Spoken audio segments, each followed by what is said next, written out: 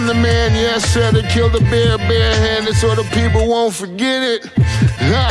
Getting money for I was legal to drink. I care what a broke nigga think. Just like the pack of Lewis. Look, everything I do so cold. I can do this, both eyes closed. Too short, I stay on my toes. About that guap boy, anything goes. Help the bear if we outside. Help the bear if we outside. Still tipping, baby, nothing changed. I'm still grinding over here, yeah. Still sliding through my own lane. Shorty, nothing funny over here. Dallas rain everywhere around me. Dream to get money. Made it through the storm, living sunny.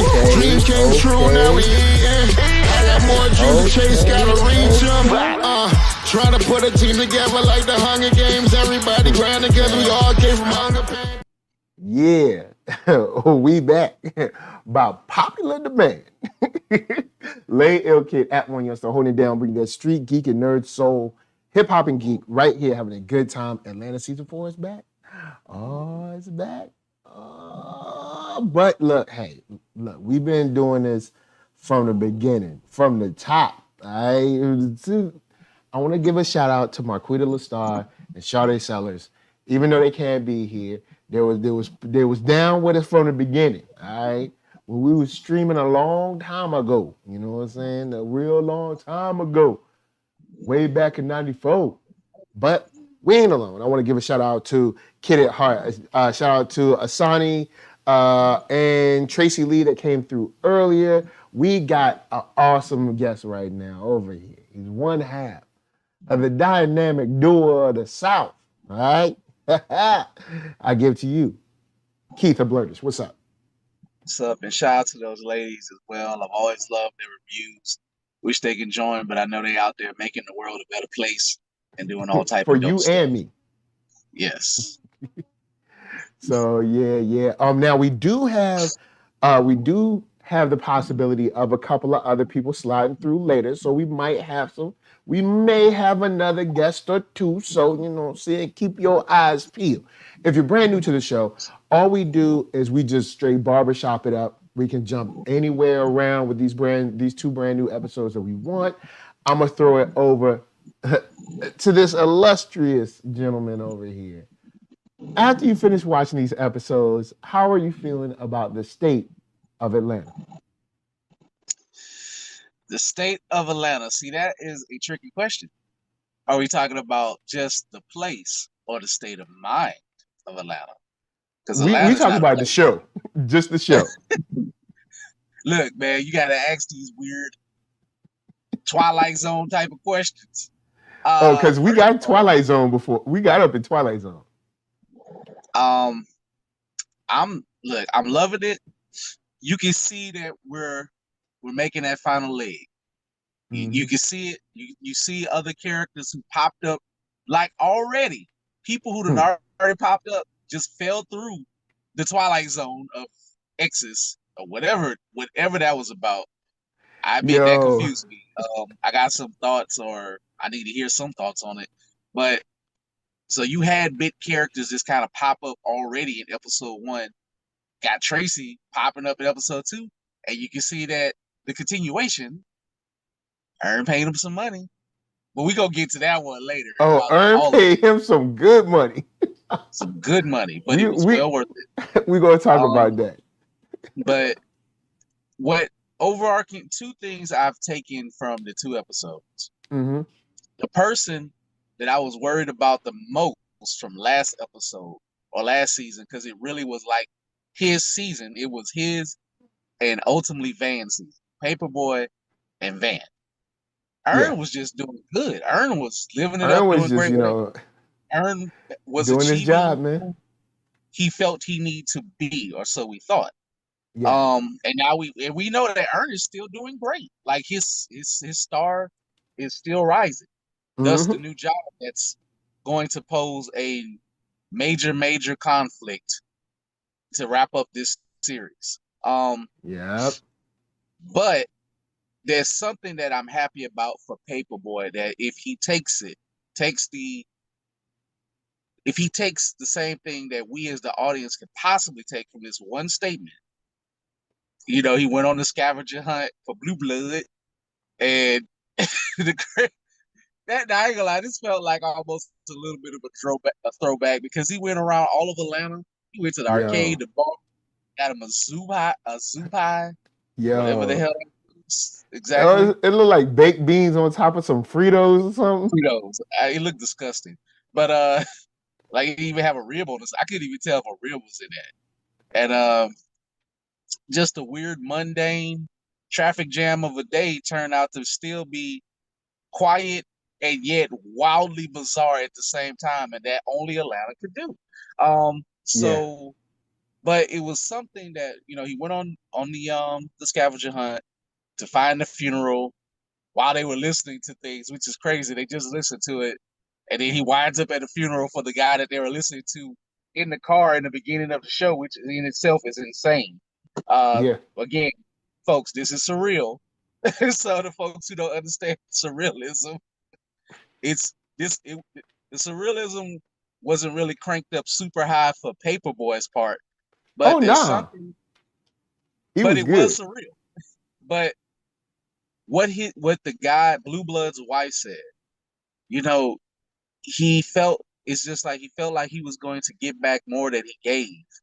So he realized I think she said he realized he either need to have fun or I just realized I want him to have fun and to enjoy it. Yeah. Paperboy needed that to kind of wrap up his existential fear and crisis that has been building.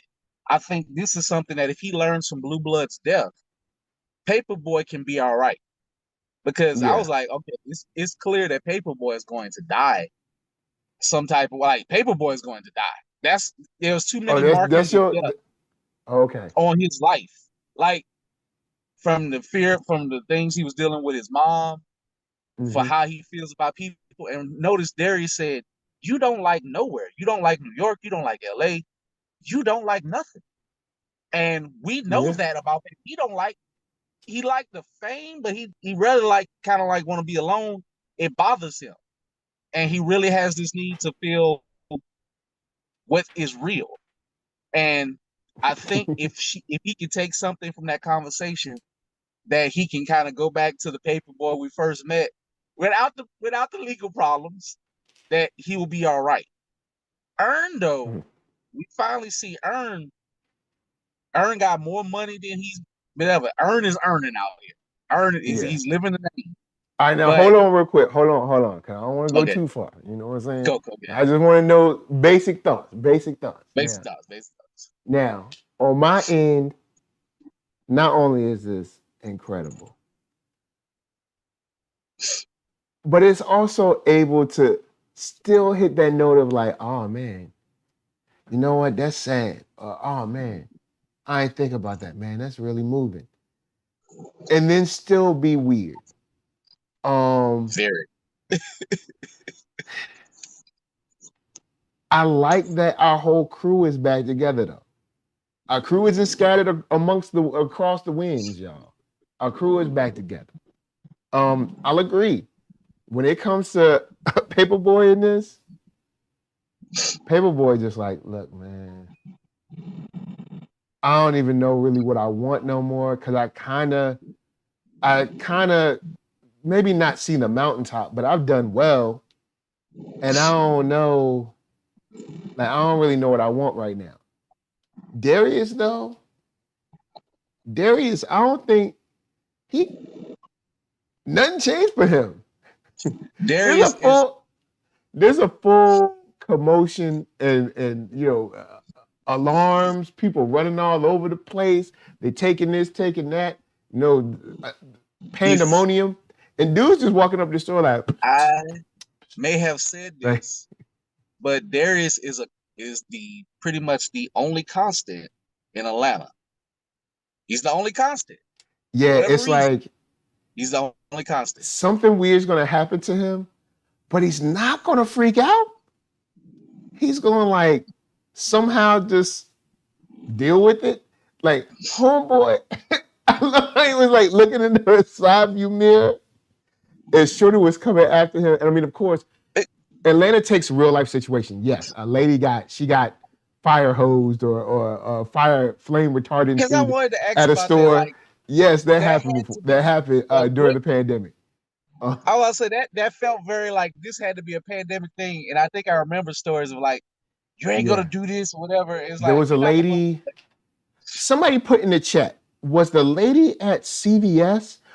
This lady tried to use her like a motorized wheelchair, or I don't know if they call them motorized wheelchair, but motorized scooter. I don't know, motorized scooter to like block people from looting.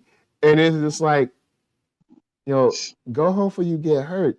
But homegirl was like, she thought she was like top flight security or something. And I want to say it was CVS, but I don't think it was CVS. But anyway, she tried to block the door. And people Y'all, sprayed her. quick But aside, they was like, oh snap, she got a knife, y'all. And she just quick kept aside. following the dude. How many of y'all have worked retail in the chat or whatever? I can't see it. I'm on the phone. But Yeah.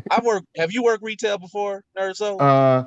I've never worked retail, but I've done customer service over the phone. Okay. I've washed dishes at I have a worked buffet. retail I've worked at grocery at stores. I've worked at a clothing store. All right. It was like a regional one from like Oklahoma, Texas, and here or something. It was called Wieners. They All sold right. stuff like polos, Nike. It was like your typical It was like JC. your little JC Penney's, your little Macy's. You know what I'm It saying? was But like your little it was a cheaper version of that, but more convenient. all One right. dude, I'm just sitting there chilling. I turned my back. Not that I don't pay me enough at the time. That was years ago in college. Oh boy, like he took the whole, like he grabbed and scooped up all the polo chaps off the like display and just ran out of there. My Yo, boss so crazy self, she go come outside and yell. I think oh boy yell said, "Come prove it. Come down here." I said, "Why'd you?" I'm like, "Why'd you don't even go stick out your head there. out?" I'm gonna keep it I'm like, real with you. People "You get gonna steal it?" shot. People get shot in Richmond. This dude went and stole some clothes out of some spot in Southside Plaza. Dude chases him out because he stole, and dude shot him. Don't die for Ralph Lauren. All right, don't do that. All right. Don't Now, do it. funny thing is, I'm here in LA. We go down to we went to the Burlington on Crenshaw. Shouts out to Burlington. Been holding the brother down for years. You know what I'm saying? We ain't, you know what I'm saying? Burlington Coat Factory. All right, we know they're trying to change your name to Burlington, just Burlington with a period after it. Nah, Burlington Coat Factory. That's what you was since I was little. That's They're like, what you gonna be. So we do more anyway, than coats, but we don't have coats no more. So we can't get them. we ain't got no coach no more because the kids been running around playing through them. So, so we remember when we went to the store to Burlington and some dude ran out the store with mad clothes and we was just like, wow, yeah, he ain't paid for that. The manager ain't even trying to stop him. I was just like, look, I just walked in, bought my stuff and left. I mean, hey, what I'm Hey, supposed to bro, do? I'm retail. I ain't Homie lost no had a bench. whole like a bear hug of clothes. I don't know. I guess that's the amount that you had to say. He had a bear hug of clothes running out the store, and I'm looking. My wife looking. We was just like, oh, yeah, he ain't pay for that because they If a don't give you cat the is hangers. bold enough to boost the store in front of people, what you think he gonna do to you? Man, you don't want to mess with that man. Just leave that man No. alone. He need them shirts. All right, he need them shirts. Let him have that. You gonna bust your dome open. I That's, you know what I'm promise you. saying? They got lost. Just going to just let insurance know. Hey, dude had, he stole some clothes. They'd be like, how much? I don't know. A bear hug of clothes. They'd be like, all right, so that'll be about, I don't know, 20 shirts. However many it is, he just had a whole bunch. All right. I'm not about to die over something that ain't Nah. mine, that only costs a few dollars to make overseas that they ship over Yeah. here. With the name of a designer that probably don't like black people, no way. So, no, I'm cool. Now, Sean John, no, I'm just playing. He don't like us either. I'm joking. I'm just joking. I ain't down He for don't no like the Sean John. probably like the poor version of us. I don't know. You're too rich. You're just too rich. But I did like the shouts out to the exes. You know what I'm saying? Because they tried to make Earn. All right, first up, when we meet Earn, in season 1. They try to make him look like he dusty. All right, they try to make him look dusty. But as we see in the Twilight Zone of X's, Ern was doing good. All right, you was doing good. All right. Now, of course, I know Van is forever. You know what I'm saying? But I'm just saying, Ern, don't let them play you like that, like you ain't had nothing but the bottom barrel. You know what I'm saying? I agree and disagree? I ain't saying it's the bottom barrel. Just because you get them, don't mean you still ain't dusty. True, right? True. Good point. Just because you get them don't mean you ain't dusty. That's a good point. Those ain't got to be not mutually exclusive or whatever. But I'm saying Asani said he was Ern and Ern was out here. Ern was getting them, man. Ern was I was like, for real? I was like, wow, because they made you look like a buster in the season 1. All I'm gonna say is this. My co-host, Mark Dub, used to live in Atlanta. I ain't gonna go deep in his business. I'm saying the stories off camera of his life in Atlanta, are crazy. So understood. I'm just saying, there's a lot out there. And I do like the line. I do like the line where old boy was like, he was like, she's wearing the shirt that she stole from my house. That was funny. It's like, yo, that's actually my shirt. Like, you know what? Let her have it. Let her have it. Let them wear our princely robes. Kenya, wasn't she the bartender in season 1? I think she was the bartender in the club episode. Maybe. That's a classic. I need to go back and watch the In the Club That is episode. a classic. Man, In the Club? That was the episode right there. That if you didn't get it, was surrealism. Like that broke all the walls of reality. Yeah. That was it. Once they did that, it was over.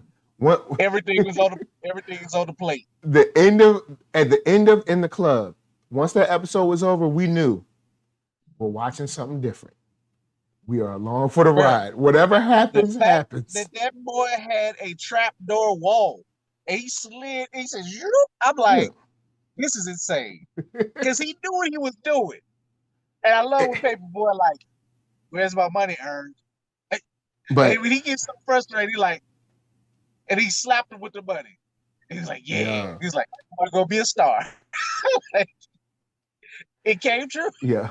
Yo, I'm going to be honest. As someone who has performed before with promoters, everything's all good. You get there, they're smiling, they're cheesing, everybody's happy. At the end of the night, all of a sudden, there's some kind of funny story with the count.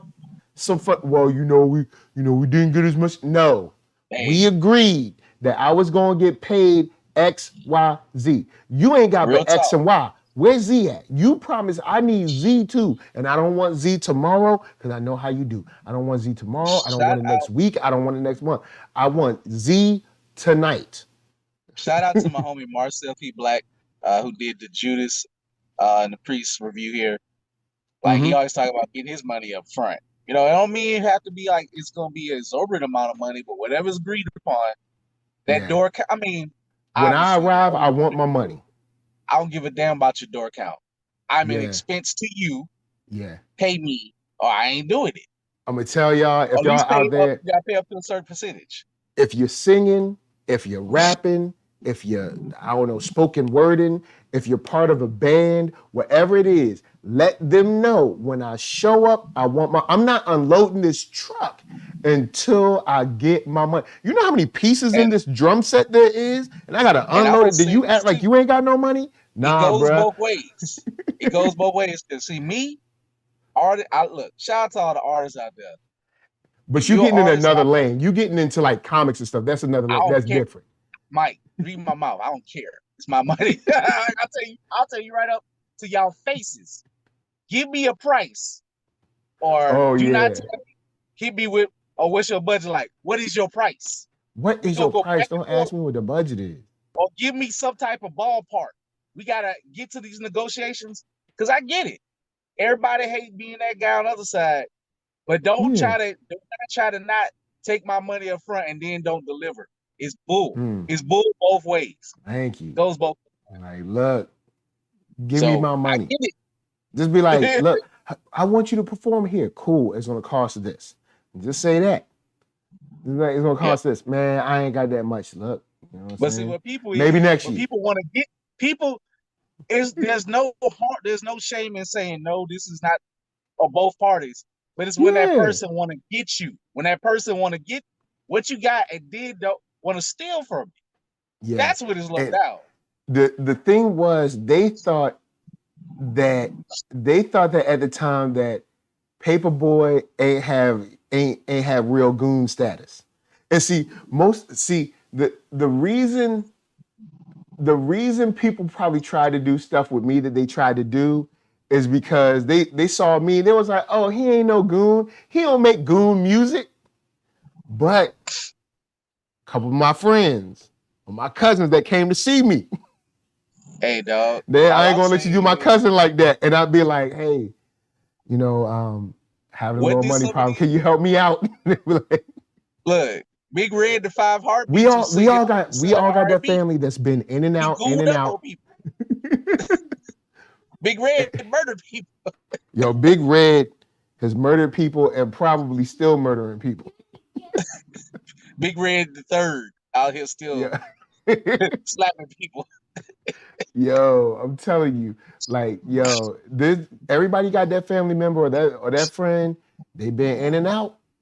They don't mind getting into some things to help you get what you need to get. That's something I knew people that have even told me straight up, nah, man, you don't need to get into this, man. You know, money's good, but nah, you don't need to be here. Like they'll be like, look, I'm deep in it. I'm neck deep in it, but nah, you stay out. You stay out of this. Be like, yo, or be like, oh, y'all doing something? Let me roll up. Nah, you don't need to come over here. If you can't afford, because you can't. Just you being in this house implicates you. People probably taking pictures of this house. Like, don't even come here. All I can say is when it come down to people money, you'll be surprised what people will do. Don't mess with people money, man. Especially when they came and did what you needed to do. You want them to come and do whatever. They came, they did it, they performed. Now, give them their money. And random. And let me throw in this character too. If I lend you money, your ass need to be available. Ain't nothing worse than the person, man, why you bothering me about this little change? Oh, I'm sorry. It wasn't low when you needed it. The little change. Oh, you needed this little change. Ain't nothing worse than that person. Yeah, but I'm trying to get more to the point. I'm trying to get zen and I'm trying to get to the point when someone asks you to lend them money, just give it to them. It's just either say no or give it to them because you might not see that money again. If I sat down and calculated the money that like friends and associates or something throughout the years since I started working at 16. Since then, or option 3. Sometimes, actually, the amount of money that I've gotten back from the money I've given, you know what? It might be better to just be like, look, you know what? They need some help. Just help them because you might not get it. You might not. Now, if you do get it, that's great. But you might not write get it. Write it up like a real loan and tell them, I will collect this shit. I'll prosecute. One way or another. It's an asterisk. Family, friends, or whatever, you will be going to court. Do not take this if you cannot do it. I might not charge you the right interest. I might make it interest free, but that money needs to return. Oh man, this man said, I hereby burn this bridge, and this relationship will be forever over. I don't care what you are to me.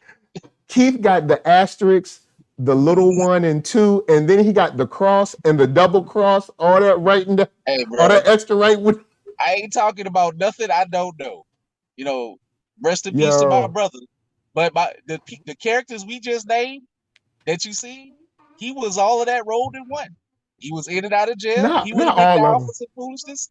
He borrowed money from me, and I had to tell him one time, I like, look, bro, everything you borrowed from me, I love you.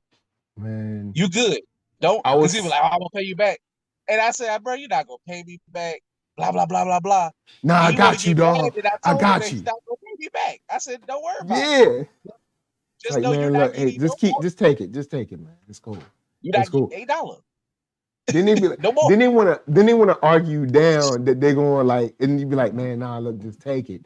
Then you be like, all right, you know what? Fine, cool. All right, you know what? Word, pay me back. But see, they don't want to admit that they're not gonna pay because they want to still get more. I be like, you ain't getting no more, but you good. You're free of your debts. You're free of your Fly, debts. be free. I've cleared your debts. Be one. Be one with the universe. So you're the Joe Biden of the family. No, we've wiped out college. You didn't forgive college debt. There's a piece of money. Forgiving me is down to zero. You gave a little bit. But there's a whole other thing. Get out of here.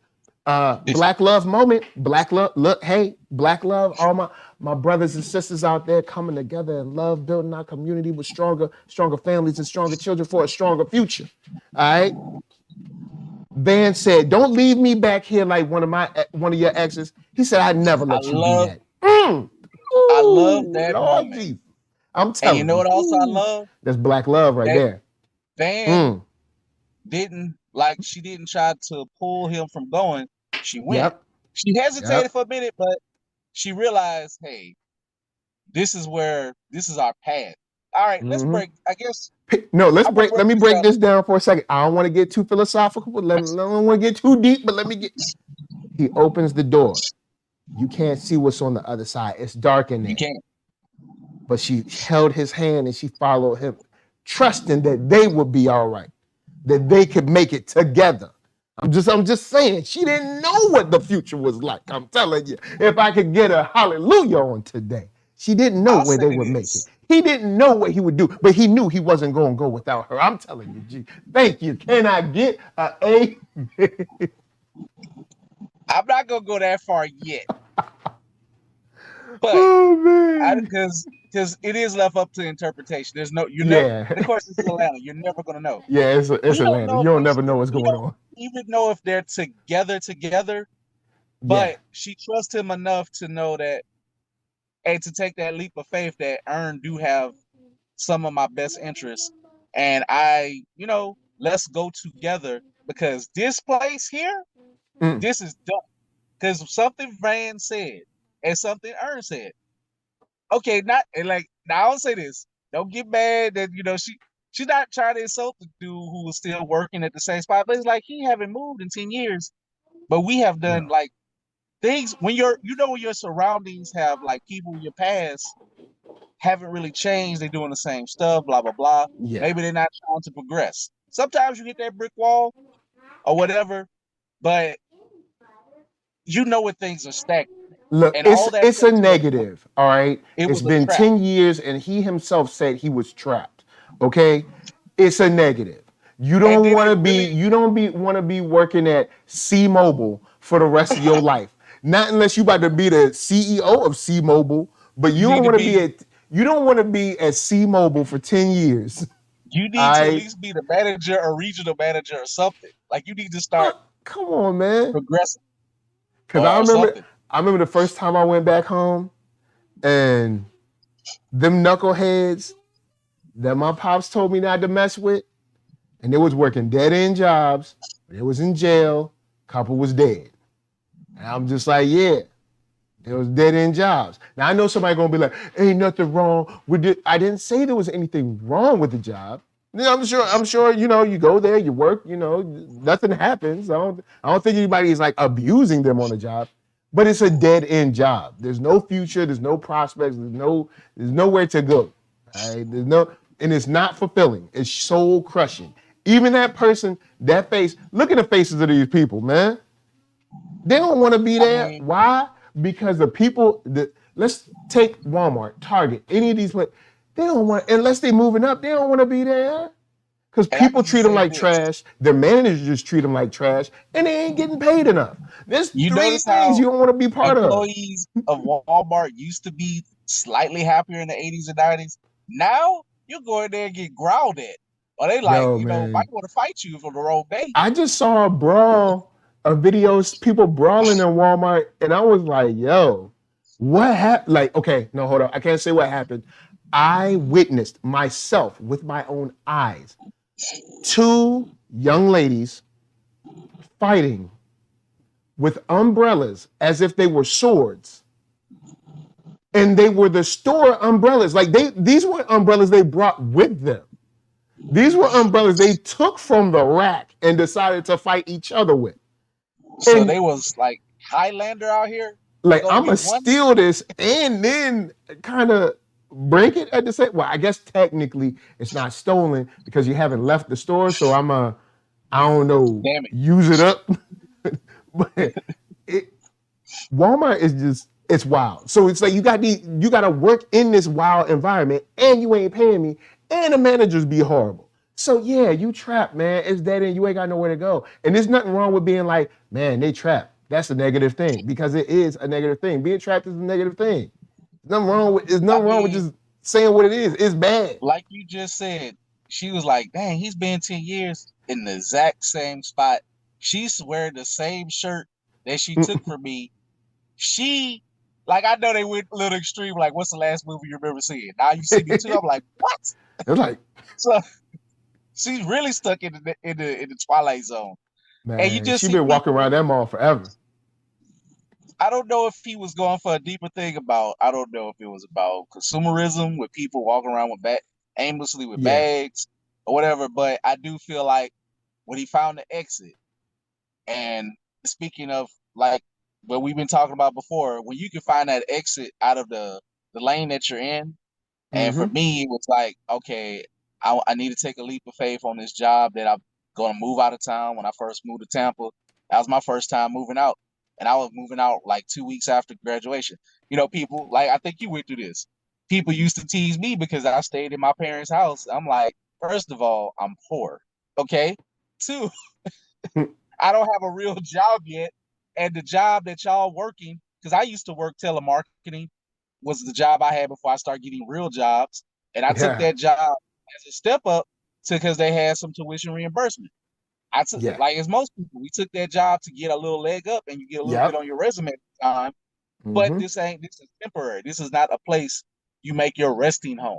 Not that I'm about to start betting, but you heard that word. No, tell these whippersnappers. Like I was in an interview and somebody was like, hey, you know, what are you doing now? And what would you say to someone who's, say, coming out of high school, coming out of college or something? I can't remember exactly how it was phrased, but I was like, use your 20s to build for your future.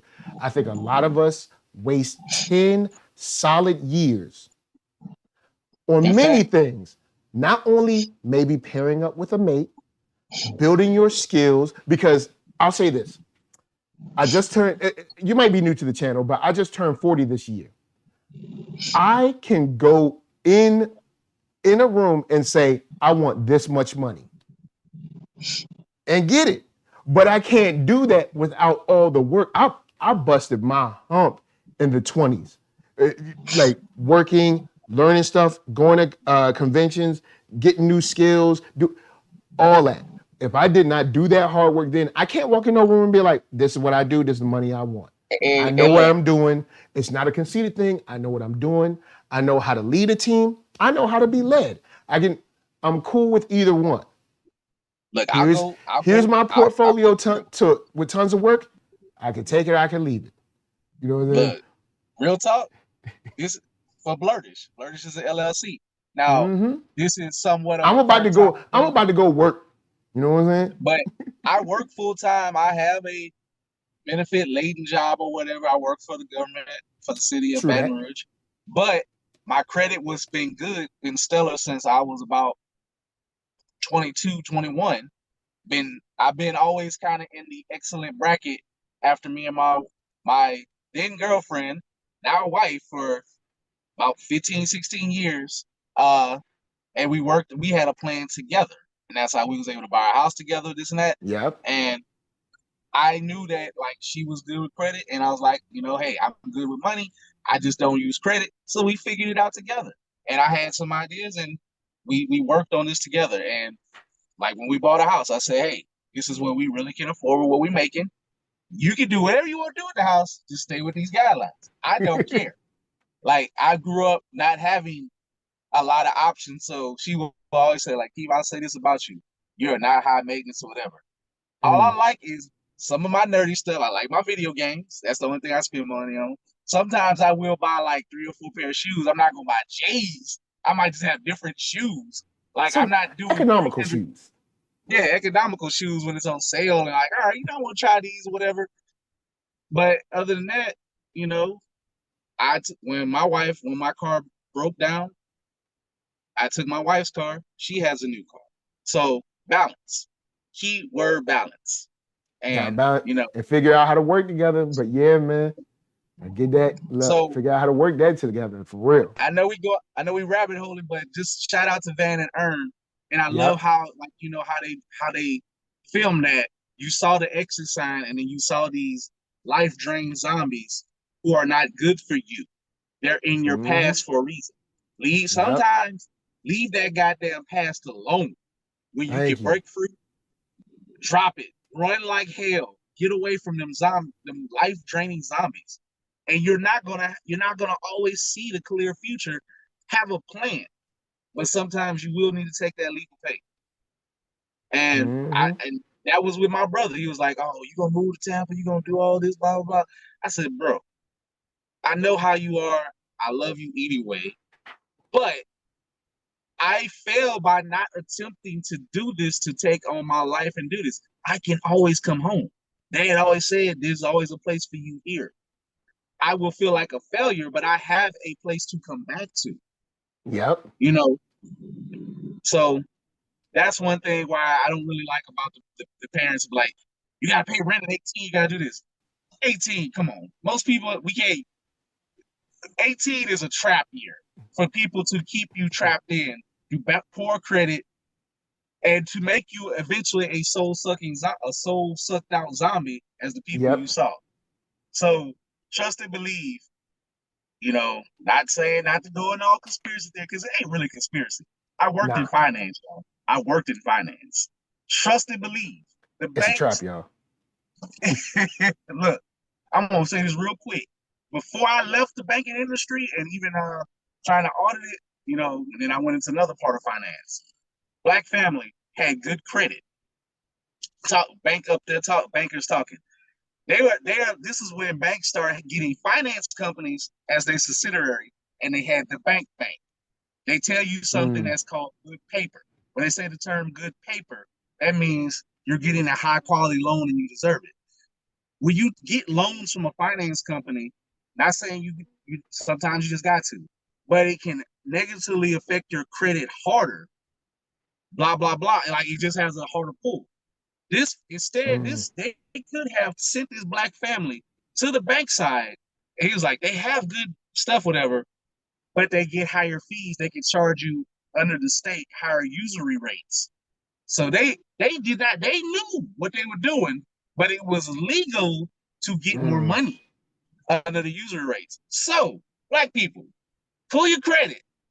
Look at your credit report. Don't BS yourself. Sorry, I'm about to. Don't make me get started. But look, don't BS. For real. Your stats all the time. I know we went off the top of Atlanta, but don't be it you know what I'm saying? It you know what I'm saying? It's on the level. It's on the level. They can go down their rabbit holes. We got to go down ours. But yes, credit, you need it. It's part of the game. It's part of the hustle. You know what I'm saying? You did not need it before in earlier times, but you need it.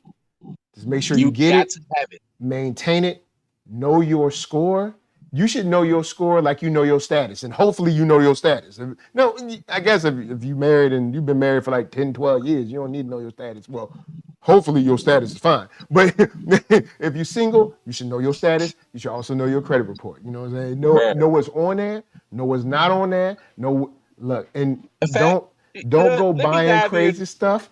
One more time, and I'm gonna say this. Until after you get your house. After you get your house, then maybe you could be a little lenient. Before you even get engaged, man, wife, woman, whatever, or whoever you date, I don't care if y'all same sex, same problems. This is for everybody. It doesn't differ. Know what are your deal breakers financially, you know, other areas. But I guarantee you, most people, unless you got it, there's a reason why finances are usually the number one cause of probably, I ain't gonna say number one cause of divorce, but it's probably number 2 or 3. Yeah, I'd say that's huge. One, what are y'all gonna do with money? And two, probably, do you want kids or how many kids do you want to have? Those are two big Even if you things. adopted. Even if you adopted. Yeah, even if you adopt Whatever them. your Those are whatever two your big situation may be. things. Like Tom Jordan used to do the skit, same sex, same problems. It don't matter if you male, woman, female, blah, blah, blah, however you identify, you're a partner. Look, I'm saying this to friends who I know who got their like know what you want because eventually it will be too late. Yeah, and just know you're gonna have this. It's not gonna be a euphoric high all the time, but you know what I'm saying? Get someone who for you and be ready to do the work. But the money things, know what you're gonna do with money too much of the and house. kids. She's like, what could happen? She's like, what could happen? I said, any and everything. Man, anything. We'd have been in floods. We got hurricane drama every year almost. Yeah. You lose car problems, breakdown. Then maybe number 3, external forces. You know what I'm saying? Forces, man. Your best friend got something to say, or your mama got something to say. You got to keep that to a certain degree. Your relationship got to be siloed. You got to put a bubble around that joint, and because people will have y'all divorce, and then you be sitting around about a year after divorce, and be like, why did I divorce this person? Like, this was a good woman or this was a good man. Be like, look, but anyway, table that. Yes. All right. Sorry about that. We got more info. In the second episode, Earn goes to therapy. And first, I'm gonna say something that I think is disrespectful that Paperboy said. Paperboy said he's taking 15% of my money to give away. One, Earn worked for that money. It's not yours. It's his. I know he your boy, but that was some slide diss stuff that you've been slide dissing him about being a manager since the beginning. I need to check that. Paperboy, I love you, but he worked for that money. You did not get your butt overseas. He did that. You did not get people wanting to pretend they chilling with you on the highway. He did that. All right. He was able to open those doors on the business side. You had the talent side. Now, if you were to say, oh man, he over here rapping words that I wrote, cool, I'll give you that. I'll give you some prep. But come on, give him, come on. He earned that money. Earn that money. Give that man his money. I'm not too bothered by it just because it's dating. I feel like they done crossed that bridge of the series because Paperboy is tripping.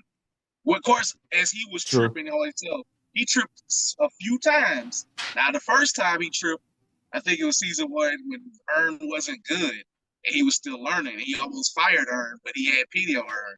But Earn that got you overseas, he done got your masters or whatever supposedly. He done did all of this and built his own agency, and he got clients other than you, which was the smartest thing Earn did because he don't know how you gonna wind up being sometimes or being fickle. So Earn used you. He made your life better and he made himself self-sufficient. Like, thank you, cuz. Thank you for that opportunity. I got you. That's why I got your masters. Because nobody wanted to manage you. Nobody was interested in you.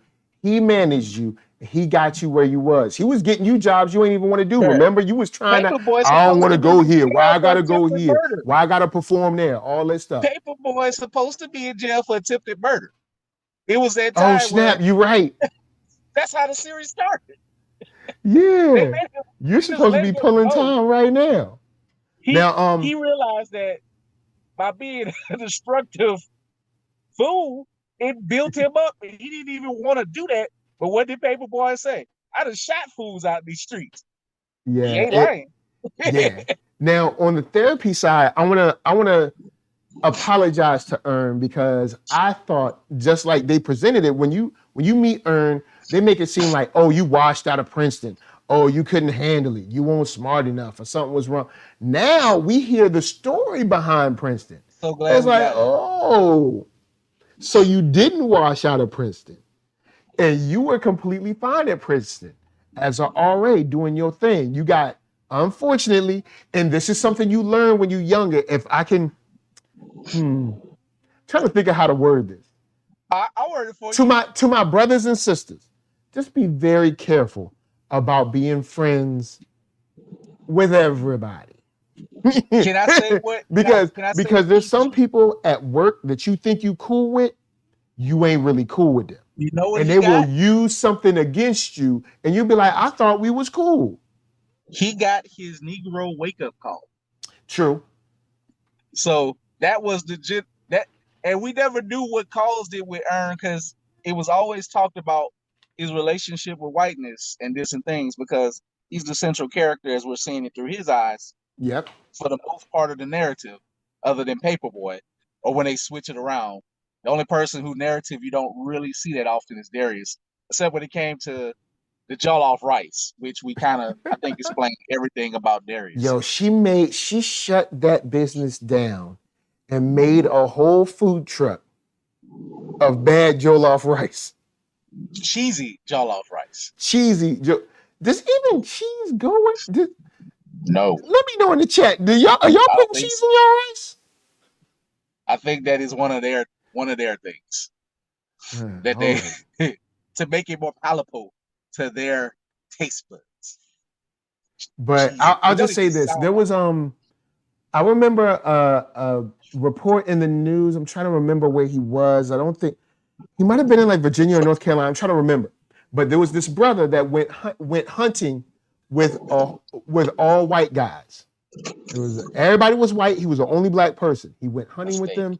He did not come back. And though I feel for the family, the first thought in my mind was, why are you going out there? Because we from the South, we know. Don't you go out? Don't you go out there? Don't you go on no fishing trip? No, Republican. And it don't really matter what political party, but this dude is a hardcore Republican. He always treated me with respect, per se. And we were this is when I was in budgeting. He's like, "How you want to go fishing?" I'll go, like, I'm good on the woods. I'm cool. Like, maybe fishing in the daytime when I take it up one day. Maybe. And I bring one of my friends or something like that. But we gonna be in a very city public park, and we can go there. If you know, maybe, you know what, might be fun. I was like, we can go by the college campus, LSU, go to the lake there where people can see you out in the open and pass by. I ain't going nowhere. Look, we ain't going hiking through no woods. No. We ain't going hiking through no woods. I can swim, but you can't swim when you can't breathe. I can swim enough, but don't matter. Don't have that accident happen to you. But the girl, he thought, you know what I'm saying, that he was cool with her. He was close. He, confided in her and told her about this huge moment in his life. And she tried to sabotage. And to a certain degree, she did sabotage it. She did. She halted his life. Now, like he said about spite, and, Lady Lisa and I were talking about, yes, spite is a powerful thing. And it being spiteful and winning and being able to throw it in their face, there is like a euphoric high of it. But you also got to worry about what you put into it and what you lose. You know what I'm saying? Look at all he lost. Like opportunity, time, money, just trying to get this one woman back, even though I would love to say that I'm elevated, that I'm deep, that I'm above it all, as they say. But I can't front that there's a part of me that's like, good. I mean, I'm glad, crush her. You know, this, because is that because especially he said the other employee was like, she does this to black people all the time. Well, so it's like you did it for us. But then I also know you don't need to be doing that. Before we get to exactly her, I just want to say this about therapy in general. First of all, shout out to Ern getting a black therapist. A black man that was his therapist. was killing it. Also, thank you, Donald Glover, for showing this vulnerable side of Earn to show you that it's okay that if you need to get help, please get help. So I want to address that people were like, oh, that's a thing, whatever. Most of us can't afford it, but Earn has the ability to get it, and he went to check it out. Like he was talking about, my heart, I'm not feeling good. The tightness in his chest, his arm was getting. So you holding on to things that could be pressuring you, that could be causing you undue stress, and you ain't getting checked out. I'm guilty. I need to go get my physical very soon. I've been putting it off. That's things that we need to do as a Black people, but especially as Black men, because we die of heart disease probably more than anybody else. Yeah. So, and see, the doctors told him, look, you're healthy. It's up here. You need to go see somebody. You know what I'm saying? And it seemed like when he said his chest was tight and his arm felt pain and was numbing at times, I was like, you about to mess around and have a heart attack because of brother, look, you too young. We losing each other way too young. You know what I'm saying? I want you to grow I want you to be like 90, 95 before you get up out of here. Let's tie another thread to this. Now, they ain't saying this, but Earn manages like artists, musicians. Look at all the musicians and rappers we lost in their 40s and 50s to heart attack, to things like that recently. So it ain't no joke out there. So, and another thing the therapist said, listen to your body. That's another thing. Let me tell you how good I've been blessed to be with an amazing wife who, I ain't gonna front, I was raised up around old Black men. I'd be fine with being in the house pained up and be like, I'm gonna make it, I'm strong. Look, that woman got me going to the hospital, going to see some doctors, and now I'm gonna be honest. Yes, listen to your body, y'all, for real. Look, hey, listen to your body. If your body do something stupid, go. Look, I know all of us don't have insurance, because I know how America is. But if you have insurance, use it, man. You paying for it every month. Use it. I don't go get, say, my, general doctor, but as far as like my chiropractor, because one day I was walking when I was at my budgeting job, and just for whatever reason, the right side of my body went numb, and I felt spongy or whatever, and to find out I had, like, from car wrecks, I had compressed vertebrae on my neck and whatever. So I had to start getting that worked on, and it does wonders for me, just getting that natural type of treatment, physical treatment, getting your neck adjusted, getting your body adjusted, just so you can function. And it's needed, because you're not, there's no such thing as Superman in reality, y'all. Nah, we're human. And let's keep it real. A lot of us brothers would be like, oh man, I'm gonna just shake it off. You know what I'm saying? It's nothing. I'm gonna just go home. I'm gonna just get some good sleep and go back to work. No, go call a physician, man. All right. Because if your foot acting weird, your leg acting weird, if it is not operating as it should, meaning there should be no pain, you should be able to just walk around with no pain. And if you feel pain, you're paying for it and you paying. Depending on whether it's through your job or not, you are paying dearly for it. Use it. You know what I'm saying? Now, for the people that don't have insurance, I get it. You got to play the ER game. I get it. But look, I'd rather you be like, look, I owe this much money than, I guess my mama gonna have to buy me a suit I can fit in because I ain't here no more. You know what I'm saying? Or my wife gonna have to buy me a suit because I ain't here no more.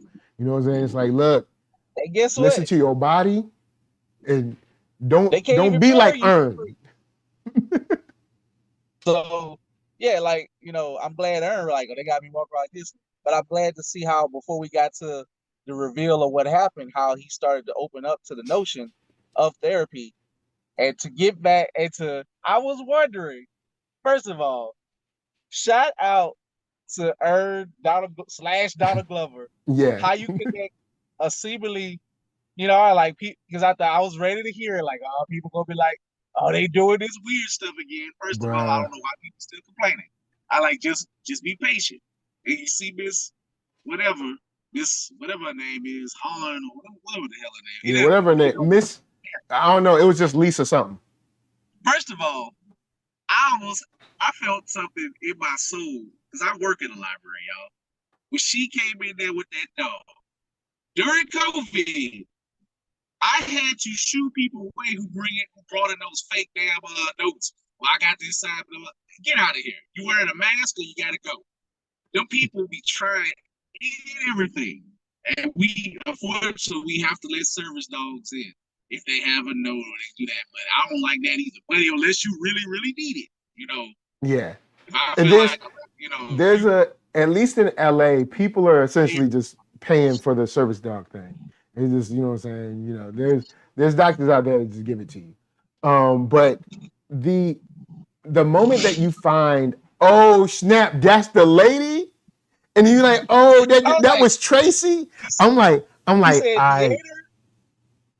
Tracy. I'm like, yo, look. Donald Glover needs to do one of those old detective mystery movies. He needs to do one of those. I'd be down with him doing one of those movies, like his version of Seven or something like that or something, because he tied that together masterfully. And even Tracy was like, "You better worry about your cousin, bro." Like, dude. But even at the end, and like I said, there is a, like Asani says, I hollered at home by myself when Tracy showed up because you was like, oh snap, oh, like you started putting on it. Like, I ain't going front. There is something that's like cathartic about, like, I got you back. I saw, you know what I'm saying? But then even he sat down and was drinking by himself saying, I think I need to go back to therapy. Because it would look like this. With first by my mind, it was diabolical, but I loved it. Like, that's how that's what they used to say on the A-Team. I love it when a plan comes together. Yep. Good Lord. Man, that is one of those moments when you sit back with a cigar and say, I love it when a plan comes together. Earn with money is a super villain out here. God, I would never don't cross Earn. You may not. Yo, Earn is willing to spend resources and time to craft this man. Okay, this man had a fake agent contact you. Like, this man went layers deep, man. Homie went Inception with his. He had a fake agent contact you, bring you here, set you up, get your hair done. You quit your job. Bruh, you quit your job. You got dressed up, everything came only to be demolished. And then he films it all. No, orchestrates. That the lady that came there with the pen and paper, that probably won't even know real, like, Random House representative or whatever. She was just there to make through the pressure. But the kids, she was in the bar. Yeah, I forgot the lady that turned around. She was in the bar. So peep this. Lisa and I are watching it, and she teaches, like, for real. I've been a teacher for like 2 years. So we're watching this and we're like, kids don't act like this. I've been to tons of library, like, kids don't do this. Kids, even when kids are kind of like, I don't know, like fidgety and stuff, kids don't act like this. But then when it's like, oh snap, homie was passing out envelopes, like, you know what I'm saying? Like, on one hand, that is so boss and so chef's kiss. And then the other hand, it's like, bruh, you really need to work your stuff out because you ain't over. You like, he got to work it out because that was great spite being used, but just have that you gotta have that in a tool bag. But it's like, all right, he gotta time to turn the page. But I love that he didn't get to do it to what's her name in college. Yeah. But yes, Earn who made it, like, I'd be goddamn it if you do it to me. And also, this also shows you how the most mundane, nobody, one of them, if they got a little bit of power to abuse, they can change your life, as they show you. So he couldn't attack her directly, but he attacked everything she loved, what she was into, blah, blah, blah. Because I was wondering, how the whole thing, because she kept looking at the EMT dude. I don't know if she was turned on or disgusted. I think she liked him because she looked across when he was getting his clothes off. I think she wanted to, you know what I'm saying? She wanted a little bit of Tracy. She wanted a little bit of that Tracy. You know what I'm saying? But at the same time, that does not shock me. Also being the South of what some of the most racist people, what they're really into. Now, so shouts out to Asani, Tracy Lee, whoever's getting a lurk on in the chat, all that stuff. Whoever's watching, glad y'all watching. Let me put on my antennas for a second. Here's why the I'll say the struggle is so real. We see this woman that seemingly has no power, uses the little she has to stop, to detour, to deter, to hurt, to harm, to stifle Black people. They realize that this white supremacy thing is a team sport. We better get it together. I'm just keeping it real. The school teacher, they abusing your kid. The man at the car shop, he charging you too much. The lady at the ticket encounter, she ain't letting you get on your flight. They know it's a team sport. You know, and then we sitting around like, oh, well, what can I do? No, we can do a lot. Now I'm not saying that we can stop the government, but we can do more. Because they realize no matter what small position I have, I can be a part to help the team. And just look, and if you really want to compare it, you're talking about one of the most, like, if Bird is probably out here a hotshot agent himself. He had to figure out what that woman was into, knew how to get multiple levels on her life to do that. So he did something that we can only wish we could dream to somebody we would like to get back like that. You know, and he showed, and it breaks down, look, and he had to find people who was willing to be in on the con. So, hold up. That is a wild. It's getting robot-y again. It's getting like robot-y. Let me drop in. Oh, never mind. Now you good. So what? Okay. Yeah, all right, you good. But go ahead. So it was dope how he did it. But is it realistic for most of us? No. Most of us just don't have the resources or can find con men or whatever. We don't know if the literary agent is real, but he probably was real, but he didn't care because old boy played it. Like, because, see, my mind wasn't ready because it's like, you know, you seen that archetype of like the Jewish literary guy, New York guy, who, like, you know, who does that, who's an agent. I mean, you know, I basically watched the whole show of Ari Gold with that. So your mind ain't prepared. So you look at one way and then he's going another way. I guess Tracy should have been a giveaway, but I'm like, maybe Tracy just got a job or something. Yeah, he just lit her. And you know what I'm saying? There's just a woman that like him. You know what I'm saying? But when she said airport, I don't know if she said airport before he said the thing or before or after. Your mind does not put it together that this is the lady at the airport. Nope. You don't never like, even think of it. And it's like, so this is why that story ties together. Yo, it was perfect.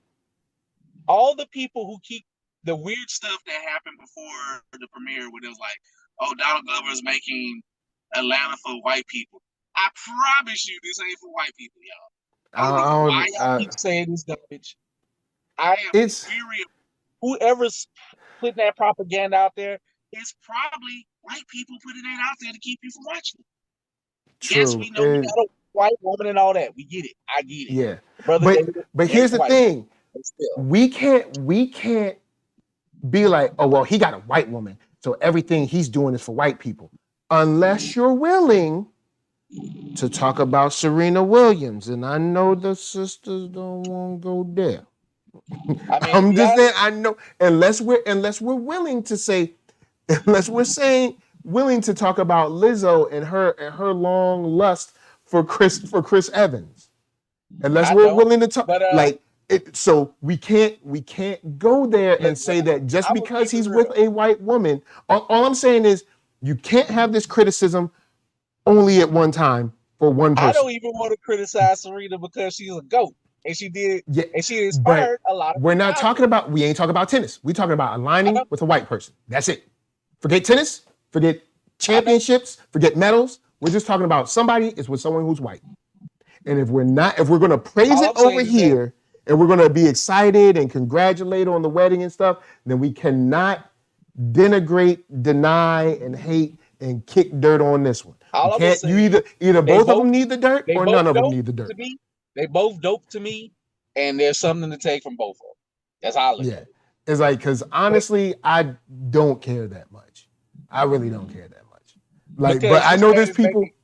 I mean, I care to the extent of like, yes, I want to see my brothers and sisters together. I want to see black love. But if there's a couple, it doesn't like break my day. I don't need to go on TikTok and like make a video about it. And it's speaking for itself. His art speaks for itself.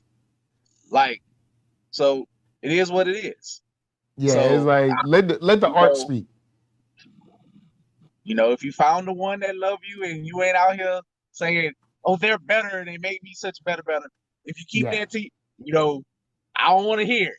That's when you just step the line. So Asani says y'all talking about Serena Williams or Donald Glover and the white woman thing. So basically, there's a contingent of people, and those people they always criticize Donald Glover because his wife is white. And my contention or my argument is those same people do not ever criticize Serena because she's with a white man. Or Halle Berry was when she was with a white guy. Or well, Halle Berry is biracial, so I guess I'll knock that out. But there are other black celebrity women that have white men.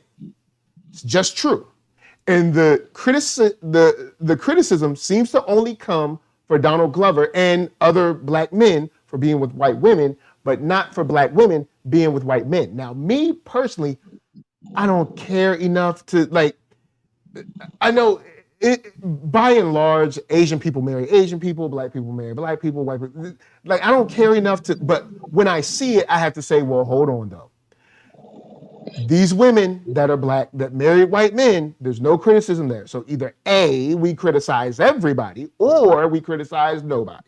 But we can't sit here and criticize just him like, oh, well, he's compromised somehow because he married someone white. And then, but we don't say like, oh, Serena's compromised somehow, or her championships are compromised somehow because she married a white man.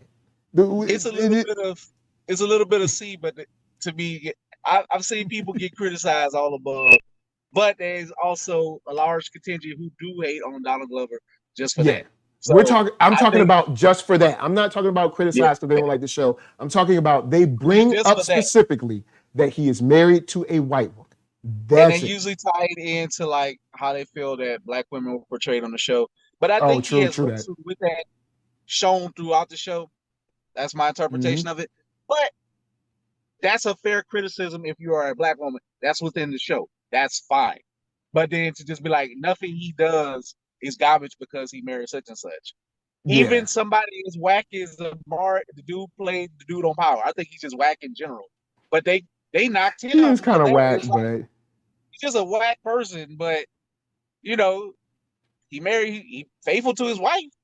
Just because Ghost is out here doing this, that don't mean that Amari Hardwick is doing this. Like Ghost had Amari Hardwick had people losing their minds. They were too wrapped up in Power. Yo, I'm gonna say this about Power, then I'm gonna move on with the show. All right, so I know that Ghost owned a club.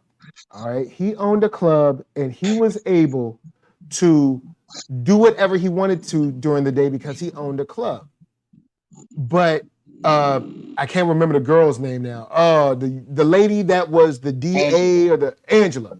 All right, Angela. But Angela, you have a 9-to-5 job. How you able to be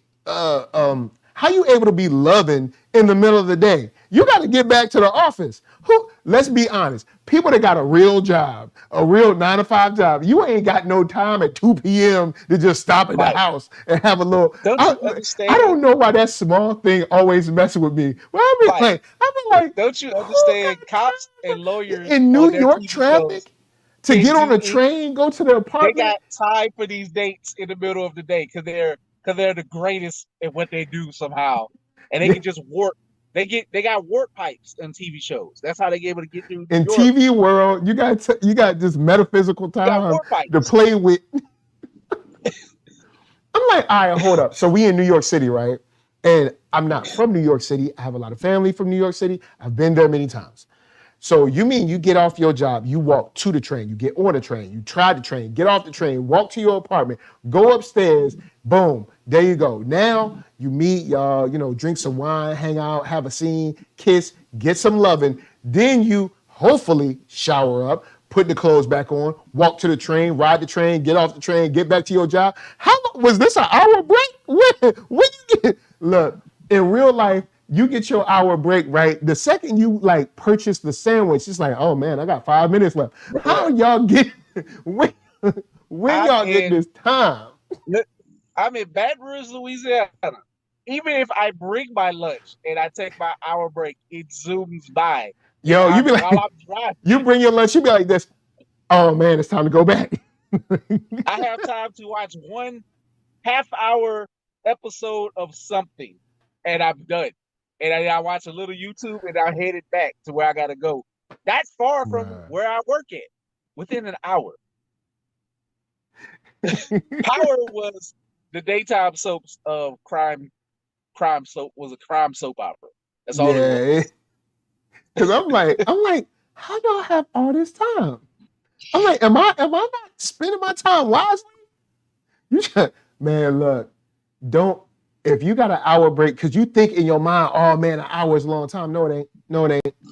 Try to leave your job, go into the parking lot, get in your car, go somewhere to get some food, come back, get back in. You be like, oh man, hey, look, time to clock back in. When you go and eat your sandwich? I guess while I'm here at my desk. Hour was moving like hours on anime, specifically Dragon Ball Z. Yo, Dragon Ball Z, they powered up for a full 10 episodes. Man. 1 minute equals 2 episodes. Shout out to RDC1 for that. They did the skit. They drove around town to this song. He was like, it's like, you got 5 minutes. And they're like, oh man, this is definitely been 5 minutes. 1 minute passed. Like, what? Yo, shouts to RDC, so man. Those guys are crazy. You ain't the only one who had brought this up. So with the way they portray this healing that he's going through, and now realizing, yeah, man, I probably need to go back to therapy. Because he was like, you know what? I'm a cool off on therapy a little. I think I'm kind of all right. It's like, nah, you ain't all right. And then even when he was like, I'm making money, I'm doing this. The second he said house home life, it's like, oh, thank you.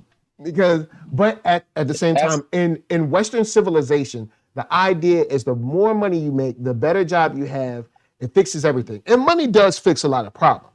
But he still has unresolved things now with this new opportunity and what he is with Van and Lottie. Well, I mean, he's always going to be what he is to Lottie. He's her father. That's it. Yeah. But with Van, see, he ain't got no friends. He ain't got no. The thing this show is missing is the solid friend, like the guy that'll be like, all right, man, look, I know you got this information. Go in and tell Van. Be real with her and be like, but girl, look, I know you ain't going to leave without no real commitment. So boy, dust off them knee pads, get down, get on that knee, you know what I'm saying? And bring her along. Well, before we get to there, let's go back to something that Van and we got some folks coming through. We got somebody coming through. We got that Ern said in therapy. And something that the shot at the end showed, and basically the therapist said, "So you don't trust nobody." And then when you go to the shot, who did he reveal when he was by himself with the glass? He smiled for a minute, like, "I got you, B, I got you." But then there's nobody but who's on the left to the right to celebrate this no victory. One wrong hollow. And that's when he realized I must go back to therapy. Yeah. Now I want to give a shout out to the illustrious OG member. You know what I'm saying? We have Marquita Lestar. Yeah. What's up? Hey, what it do, fam? In What that y'all thing. about? What y'all going on about, boy? What y'all talking about over here? A whole lot. Yo, first thing. Oh, look. I just thought I'd slide through the neighborhood. I saw y'all talking shop on the stoop. I was like, what y'all doing on the stoop? Hey, what it do? Hey, I know something about this Atlanta 4th season premiere, episode 1 and 2. I got something to say. I know I'm gonna slide in a little late, but because we've actually wrapped up pretty much everything we got to say. So first I'm gonna say, guys, tell people where they can find you, and the floor is yours. Because now I'm sure you got a new perspective. So let them know where they can find you, and tell us what you think about these episodes. Oh, okay. So I'm LA Star, Got Next, everywhere on the internet. You can find me everywhere on the internet. I be out here. She be out there. Still out here, staying busy, but I'm out here. And I just want to come through and support y'all. I love that y'all are keeping this alive and keeping it pushing and keeping it what it do. And we back. I watched both episodes. I actually watched them twice at this point. Word. The beautiful thing about Atlanta is that you can always go back, watch it again, and see something that you didn't see. So they're not tossaways. Sometimes you do the thing, you do the experience. It's kind of like Blue Blood. You do the thing, and then it's kind of next. I thought that was cool. I read somewhere that was a tribute to MF Doom. Yeah, because I was thinking it was Doom because I was like, it sounded like Doom, and I was like, him being it was sounding like Doom. They played Earl Sweatshirt, I think, who is right highly influenced by Doom. Actually, so influenced that first I wasn't really a fan of his because I was like, bruh, stop jocking Doom. I was like, but I've warmed up to Earl Sweatshirt. I like his stuff a lot. His most recent project is very depressing, but you know what I'm saying? I understand you got to work through that. That's just where he is. Yeah, you got to work through that. Sweatshirt, and so he's dope. He's dope. Him in the streets, and he's a really nice cat. Yeah. Yeah, we in LA. I don't want y'all out there, but I ran into him and his mother. They're very, very sweet people. Very word. Because when they brought up like he died months ago, and I was like, I think this is about Doom. I was like, but I don't know. I'll see. And then they were playing Earl Sweatshirt. I was like, yeah, I think this episode is about Doom on the low. And then, but anyway, how you feeling about the first episode, especially your girl and the shopping cart Terminator? I was hoping the show would trend more, but there was still a lot of commentary going out, and I was just like, I wanted to share, like, because he was they're getting back into their old bag of like it's reminiscent of episode 1 and 2.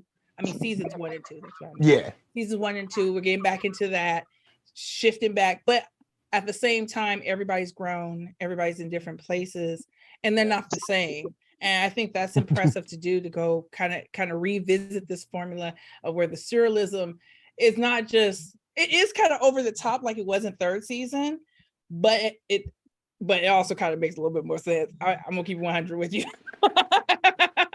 Like, well, it made sense. It's just, to me, I thought it was more clever, not so on the nose. And you have to figure out what's going on, where I thought they were kind of telling you in 3rd season as opposed to showing you. And this 4th season is more about showing, and you got to figure out, and you got to talk to each other. So that's why I wanted to trend. That's why I want to be this big community, because that's how season 1 and 2 was, when the surrealism gets so, it's like it's big, and you're like, what does this mean? Oh my goodness, what's that? What's that referring to? What's going on, Keith? But people still, I love how you said that. How they literally was telling us in season 3. So many people, I don't know what season 3 is about. They did articles on it. It wasn't that deep, y'all. He said it was the curse of whiteness. Wait, what? They didn't want to talk about it because they was very clear what they was trying to talk about. Yeah, I will give him credit for what he was, the subjects he was. Trinity to the bone, y'all. Tackle. Trinity to the bone. Oh yes, I thought very much needed to have conversations like. Y'all criticisms, some of y'all criticisms in these internet streets was just trash. That just show y'all wasn't about it. Y'all just wasn't about it. Now you may not have liked it because it felt what I didn't like is because it felt like it was preaching to me. It was kind of doing all the things that when Donald Glover was being interviewed, his whole crew.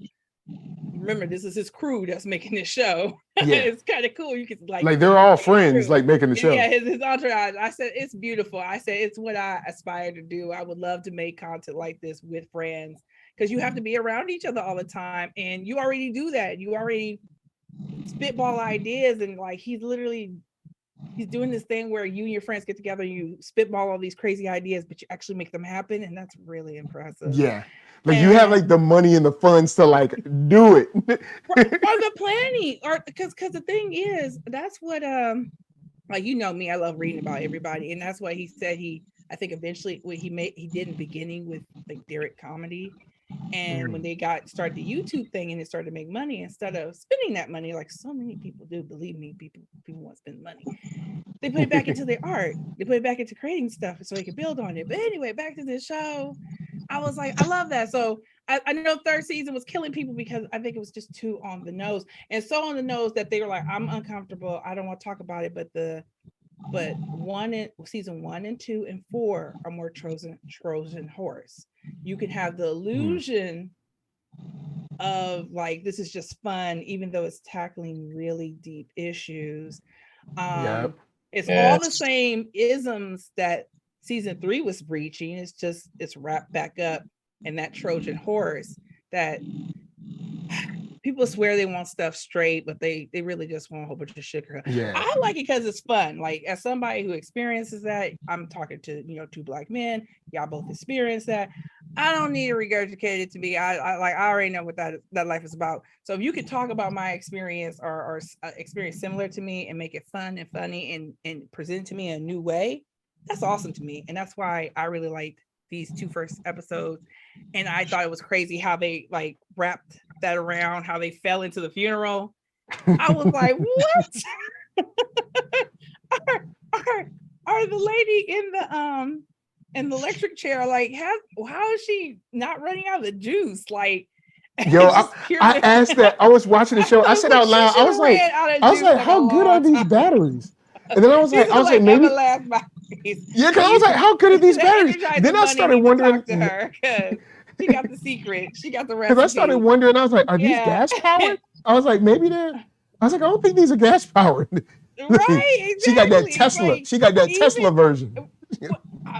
Even Tesla, you gotta charge sometimes. And so if they don't get a horror film in the future. Right. I love that they low-key turned it into a horror film by the end of it. When that girl almost turned around, I was like, oh man. That are being created, right? It's like it's remnants of Get Out, Jordan Peele films. Same premise. It's not the monsters we dream up. It's the monsters in real life that actually get us and terrify us. So I love that little touch, just like that sprinkle of horror in there. That whoever got this box not's cursed. It's like it's gonna be an urban myth or legend that you tell the kids. It's gonna be like, what's up with the air fryer? It was the air fryer. Yeah. Homegirl was like standing there like, oh, my Uber's here. The second she said my Uber will be here in 10 minutes, I was like, I knew it was gonna be all bad. I knew it was all bad. Like the fact that they like, why would you leave her there? Who cares if her Uber, why she gotta take an Uber in the first darn place? I didn't think about it until Van asked if she needed a ride. I was like, Yeah, because the idea, girl, you've been lost for how long? And then you gonna wait for an Uber? How you even know about Uber? Like, wait a minute. How you know about Uber? How you got Uber on your phone? You sound like you've been lost in Atlantic Square for a long time. So you come out just knowing, I know I can just catch my Uber from here. You don't even know where you are. Maybe she downloaded the app, you know what I'm saying, real quick. You don't know how much it's gonna cost you. I don't know about her, but I've taken Uber to the airport. It costs, honey. All right, so peep this. Uber is gonna run you. You might as well go and say Uber's gonna run you about 40. Yeah. About 40 to get there. Don't be thinking like, oh man, Uber's so cheap. Nah, because you got luggage. Those days are so over. You ain't taking a Prius. You ain't taking a Prius up there. You're gonna get the Uber X. Because you got, the Uber XL, because you got to put your luggage in there. Right. So you got they're gonna run you like $40, $45. You have to just take whatever is nearby if you don't want to stand there forever. So I just thought that was crazy. So it felt, I had to say, it felt a little forced because it just really didn't make any sense that this woman just got out of the situation. She's literally following them to freedom out of this cursed place that they don't fell into. I thought that was so funny after a while because I didn't see that coming. Because at first it was like, hey, it's Kenny. Oh, hey. And hey. And then I knew something was up when she was like, that was 10 years ago. I was like, ooh, that is bad. And then they started just running into people and like had that whole horror feels. I love that. I really enjoyed that. And it escalated so quickly. And it's like Paperboy is experiencing the real world. Ern is experiencing like the parallel Atlanta, and then like so is Darius. And I'm thinking it's over. At first I'm like, yo, did Darius steal a bike? But anyway, Darius where did this bike come from? So he's chilling, and I'm like, why is he riding down this? Yo, then you see old girl creeping up on him. She was like Michael Myers, but just like in a scooter.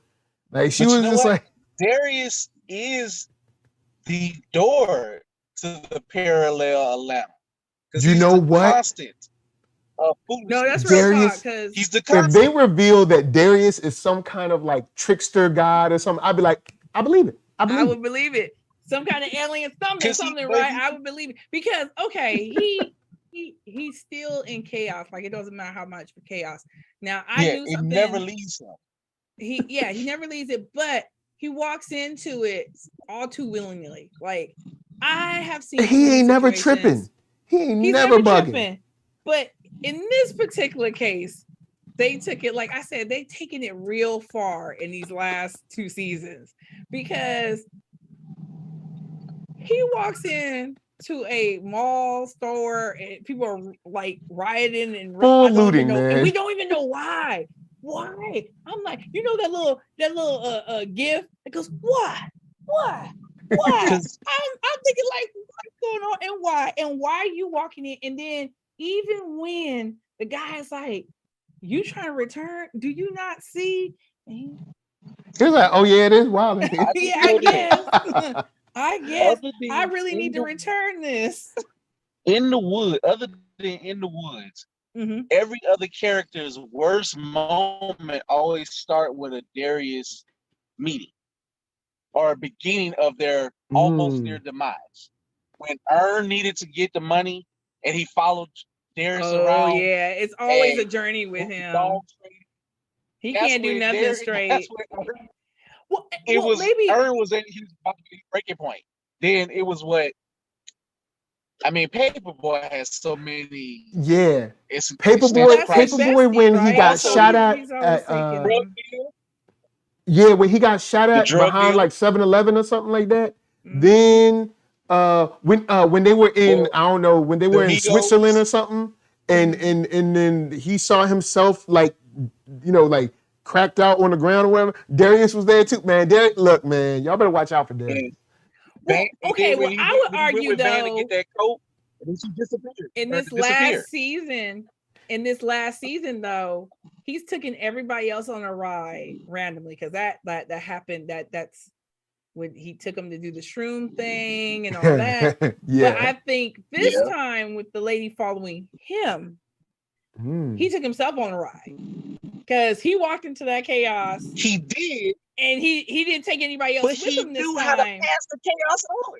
But that is the part because he's a chaos agent and like chaos don't affect him like it affects us. He got himself into his own chaos world.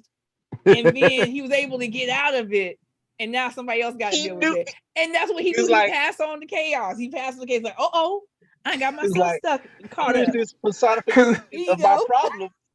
It's now yours. Yeah. Let's everybody. And then I love how he does it in a way though that you're grateful. Oh, thank you for this fryer. I really. Thank you so much for cursing me with your cursed air fryer. You know the lady's following you for that. Been a death note. And he passed it off like, oh, here you go. I'm doing you the biggest favor in the world. I was trying to return it, but here you go. Well, the funny thing really is, the trickster. He's the witch in the woods. You know. Well, see, at first when he gave it to her, I was like, well, you know what? She's chasing him. It ain't no big deal. She ain't gonna see him. She just gonna move. But when you heard those wheels roll up, the one person who was like, I ain't stealing. This is mine. You know, I wasn't able to return it. Like the air fryer's last straw.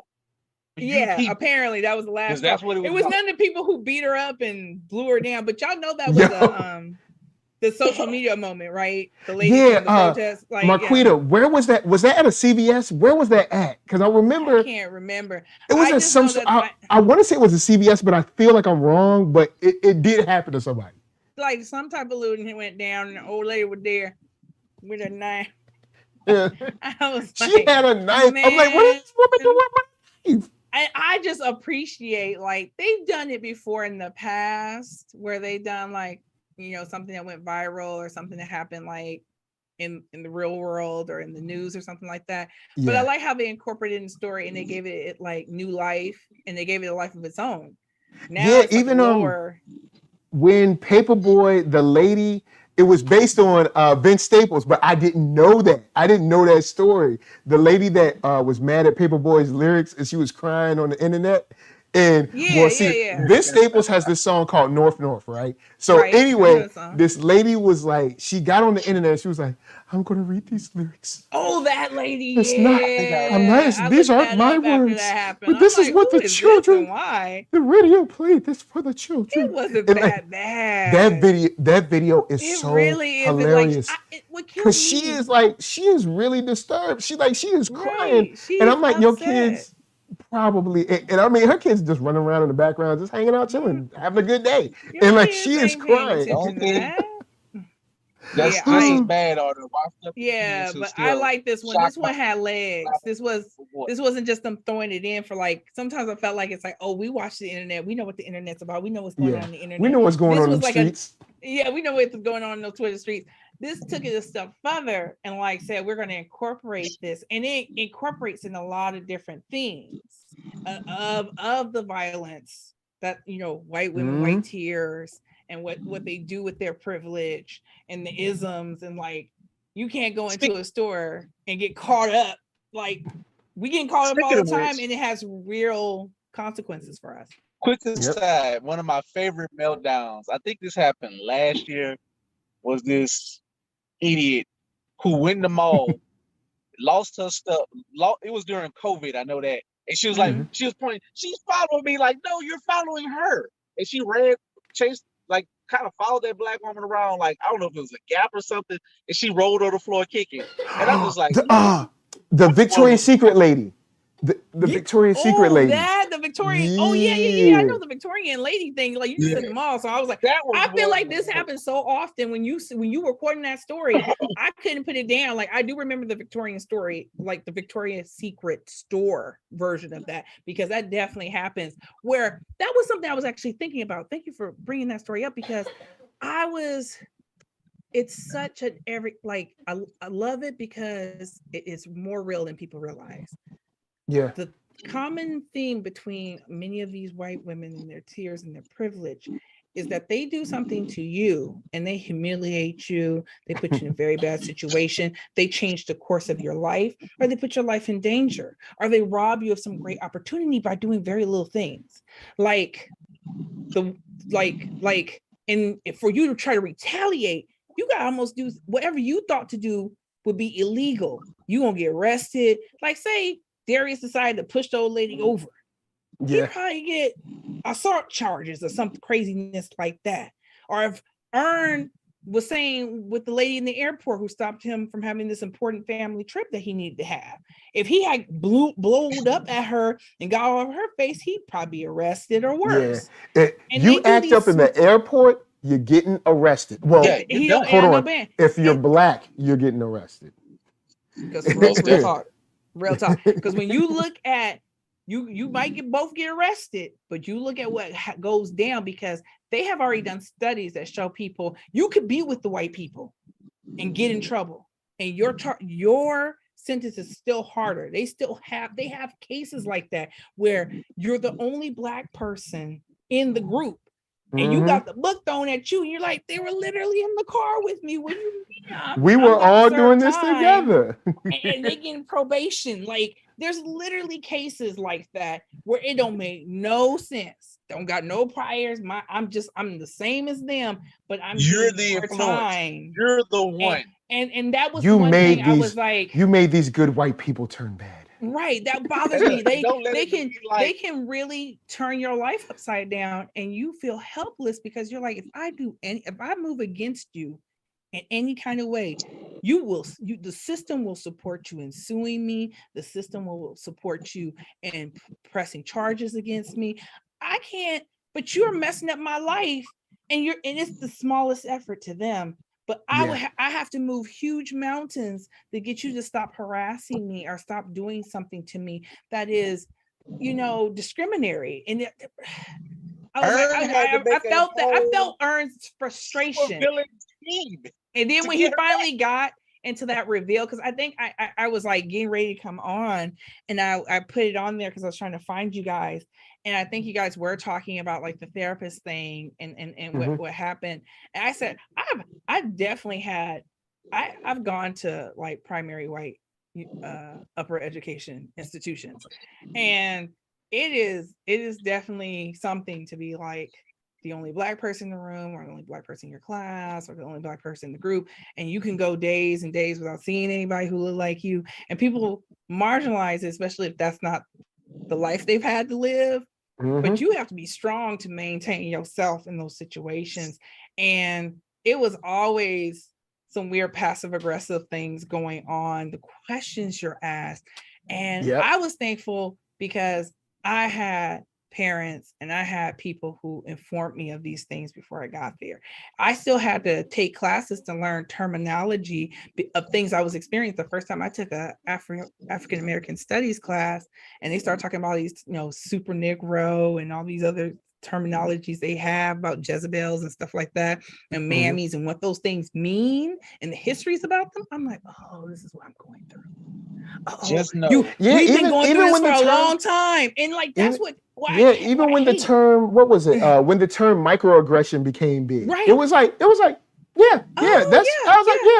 because it's not enough for me to like kick you in your chest, but it's annoying, and I'm tired of it. You know, and if they do enough, it's exhausting. It's exhausting. You feel their eyes, and they want to talk, and they're talking freely, but then they're still doing this, or they all up in your space. Look, I remember having some much older white woman put her whole hand in my hair because I had locks at the time, talking. And when I told her to remove her hand out of my hand, she said, it's not that big a deal. And so I put my hand in her hair. It's my body. And it turned out it was a big deal. It was a big deal, y'all. It was a real big deal when I put my hands in her hair. Survey says it's a big deal. It was a big deal.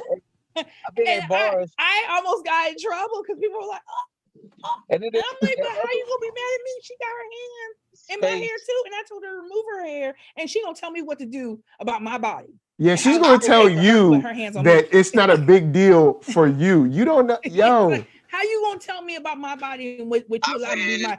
And it's almost like the entitlement to to my body. You feel entitled to my body, and you know what that's based from? But that's from slavery. But y'all don't want to talk about that. Y'all don't want to talk about that. Why do you feel it? Why, white woman, do you feel entitled to touch any part of my body? Because of slavery. That's why you. Yeah, I mean, why do you think? Why do you think that there's this inherent white authority because right. that is slavery into Jim Crow.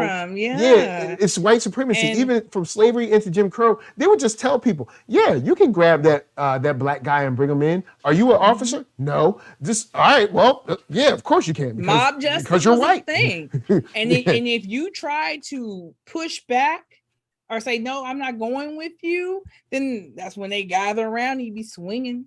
Yeah. Yeah. So I made the opposite where women. When I've been at a bar, me and my homie, I still remember the time.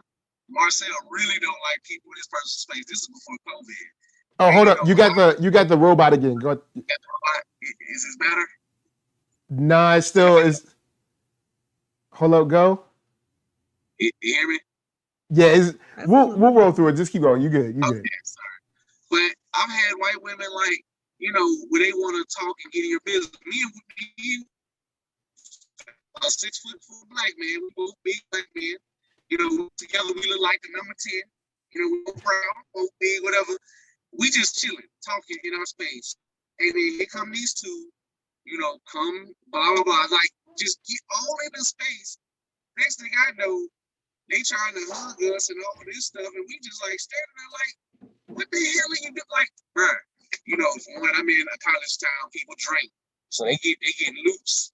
And it's like, it was weird because I didn't know how at the time, because, look, I don't mind hugs from people, when you out there doing that thing, or you just having fun. But then I thought about it. Yeah. It's also they get handsy. I took the space. I took the hit for my boy because I know how bad it messes him up. Whereas, look, I can't say it exactly, but it has some things going on. But I was like, yeah, it is messed up. Because that's really bad. My boy, they gonna be like, "What's wrong?" I'm like, "Yeah, don't get in man's space like that. He don't want it." I'm a little friendlier, but I'm doing this for him because I know how it bothered him. And it's like he don't want you to be bothering him. Like, then it was offensive because he was a chess teacher at the time who rapped. He was doing things. He teaches the kids. And the way they was acting like, oh, nah, you teach chess. I'm like, damn, my boy teach chess. Like, who asked y'all? Like, we trying to finish our drink. That's another part of racism that, like, the surprise at anything that's, I don't know, slightly intelligent. Like you're very articulate thing that happened in season 2. Is that season 2 when they went to Juneteenth thing? Oh man, what was it? Was it season 2 or 3? I can't remember, but it had to be 2. I think it had to be 2. This kind of fake surprise that like, oh, you're intelligent. Oh wow, I can't believe that. Yeah. Or it, but yeah, when there's a lot of Karens and Karen adjacent that they get drinking and they get handsy and it's like nah, because I know how y'all do. Thank you. Literally throw they fake. They were so proud of their new boob job.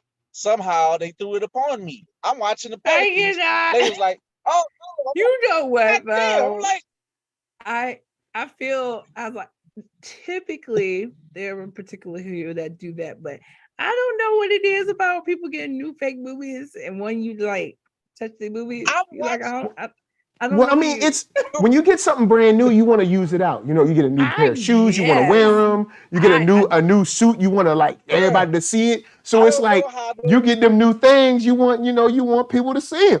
I mean, even though I'll be like, I just remember the first time. About 3 times with women doing that, with them doing that to me.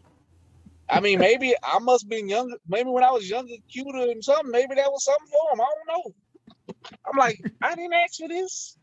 Like, your doctor did a great job. Now I'm myself. The only time I've encountered that is I remember thinking to myself, like I was just like, oh, hey, kind of trying to like ease, kind of like, how you try to like kind of like move away, kind of, but like be nice and be like, ah. And after I was like, all right, like your whole body is old, but this brand new, fresh. This is brand new. But like I've like the kind of like the leathery skin. Yeah. She had like the leathery kind of skin in it. But this brand new, fresh, straight off the lot. And I was just like not straight off the lot. Not straight off the lot. I cannot. And I just remember being like, you know, I'm like, oh, you know, okay. You know, trying to like lean over. Off the shop. Got that new bounce to him. That new rubber strip. But yeah, so you had. I love how this show displays all that and is able to do it in a way where it's we have tackling fun. the same serious issues that it did in season 3, except it's giving you the Trojan horse, that surrealism. Yeah, because we even thought it's back in its surrealism bag real hard. Yeah, because we even thought from season 1 that I remember, people were treating Earn like kind of like he washed out of Princeton. Like, oh, you just weren't good enough for Princeton. And now we find out, oh, no. You were fine. I never suspected that. I kind of took that at face value, I guess, at the time. I'm like one of the first people to go to college in my family. And there's like, I so understand like the dynamics he was dealing with and the expectations of what you should have, what you should know, what you should do. And so I know there's so many different ways, particularly for us to leave higher education, especially if you're first generation. Like it sounded like he's first generation. He has no support. And I watched other friends wash out for the roughest reasons, for all the bad reasons. Like I have quite a few friends flunk out of college, and it had nothing to do with them underperforming. It was like literally they were against the world. Their families didn't understand or couldn't help. Even if they did want to, they didn't know how. And so I was waiting for that story because I was like, I had suspicions of what it might be. And so when it first got started, I was like, wait, that can't be it. And then it went, and I was like, there it is. Yeah. It ties Earn's character together so much from season 1. Yeah. Like I didn't realize until this season how much I identify with him and how much of my college experience and like some of the immediate after college stuff is very similar. Yeah. I really like to compare, like it's almost like if you read the Odyssey. I know this is going weird galaxy brain, but that's like where Earn started the Odyssey and he's now coming home as, you know, King of Odysseus, and now he's having to clear up things at home, which, you know, if you remember Odysseus, he had to come back and get his woman. He had to come back and get his woman. Yep, you know what I'm saying? Come back, get that woman, boy. Kill all these haters. Like he literally had to kill a room full of his haters. And Earn, well, he might be getting ready to kill his haters. Yeah. Because he showed he's that was a master class playing 4D chess. What he did to that woman was masterclass. I know a lot of people, the way he liked to frame it, and I ain't gonna hold you guys. I know y'all don't talk about this already. No, you good. You good. I feel that a lot of people. Well, I felt a lot of people actually celebrated his pettiness because I personally felt like I would have definitely wanted to do that to somebody. Like you just feel like it's from what I said earlier. You feel like you can't fight back. Anything you would think to do would leave you either in jail or on the other side of a lawsuit that you don't have the resources to fight, and they just win. And you feel real helpless. And I feel like the helplessness that was clearly like being experienced and being seen by us in episode 1, 2, lesson 3 was like, finally, I have the funds and the resources to get back at some of these people. Yeah, you were just the first person to cross him while he has these resources. And he had his baby girl. Now, so you took my baby girl's trip from her? He's trying to stand up, and he needed this trip to go well, and you stand in his way, but he got resources now. You know people now. You messed up, and I love that he put that to Tracy. I love seeing Tracy come back. And for me, for them to go from where they were in season 2 with Tracy, man, he said, "Stop the car." And we say, "Hey, Tracy, you next." And Tracy remember what he did. Tracy remember what he did. No, Tracy was like, "Oh snap!" So he playing because of crazy. he laughed it out, but he ain't ready. He ain't ready. He can do this. He can do this. But he took that money and bounced because he can do this. He can't do what Orange did. He's like, oh, I do not want to get caught up in that. You don't want to get caught in that. But I was there with him. I did appreciate that he realized he needed to go back to therapy. Yeah. Because when he was like telling the therapist, and shout out to him for finding a Black therapist, because it is very hard to find a Black therapist that fits your needs and you mesh with. So he found his unicorn. He shouldn't have left his unicorn. I'm just gonna put that out there, because as somebody who has pursued therapy, it is hard out in these streets. It is not easy. If you're trying to find a Black doctor, gynecologist, dentist, whatever, because or they're there and they're not in your network, or they're you know what I'm saying, never in your network. They're never taking your insurance. I was like, I'm gonna need Black people to take more insurance. I know they don't pay you what you want to be paid, and I know what you're worth, but we cannot afford you. Like we can't afford. I want to level up where I can afford to pay like the really awesome, Black woman therapist of my dreams.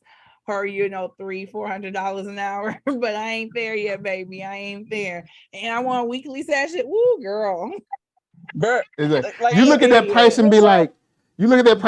So I'll see you once a quarter, maybe twice a year. Maybe. They're like, I'm gonna really need more sessions with you. Sessions where I bet so. Do pro bono work.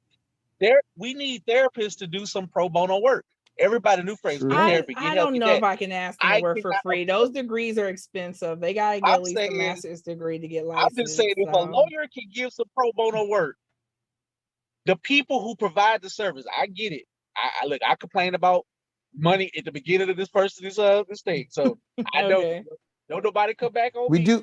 We do need to figure out a way to like group economics it or something. You know what I'm saying? Maybe. I want to give them their monies. I was like, I feel like they could get by on like a slightly higher, like maybe a sliding scale. Sure, them figure that out. Like, can y'all still pay me? Well, okay. Here we go. Here's a good one. How about you have like kind of like how they like? I don't know if this is everywhere, but when they build a building here, they have to have so many affordable units. Oh yeah. And they don't do a very good job at that, because it could have 100 units and it's only like 15 units that are affordable. But I guess you could do something like that where, you got so many slots you can do, because there's only so many clients they can work with too. So it's not like they can just constantly add people. Like eventually, as somebody who's done freelance work, you hit your max. You hit how many jobs you can handle, how many people you can juggle.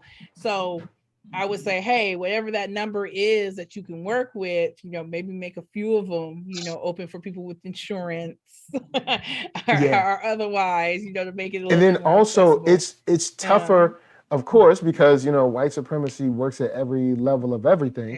It's tougher for them to get those grants to do the free stuff that you see the others doing. You know what I'm saying? So they can't get the grants to pull up to the hood and give dentist services free to everybody the whole weekend, because they're not getting the grant money to be able to do that, or the grant money to do the therapy or whatever that is.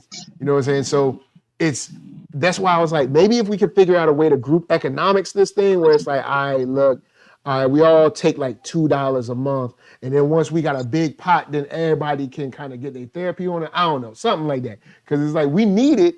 I know we need somewhere to go. Yeah. Sometimes you just need somewhere to go to unload on somebody. Like, look, because man, I'm not mad at you, but since I can't unload on my peoples at work, I need to unload real quick.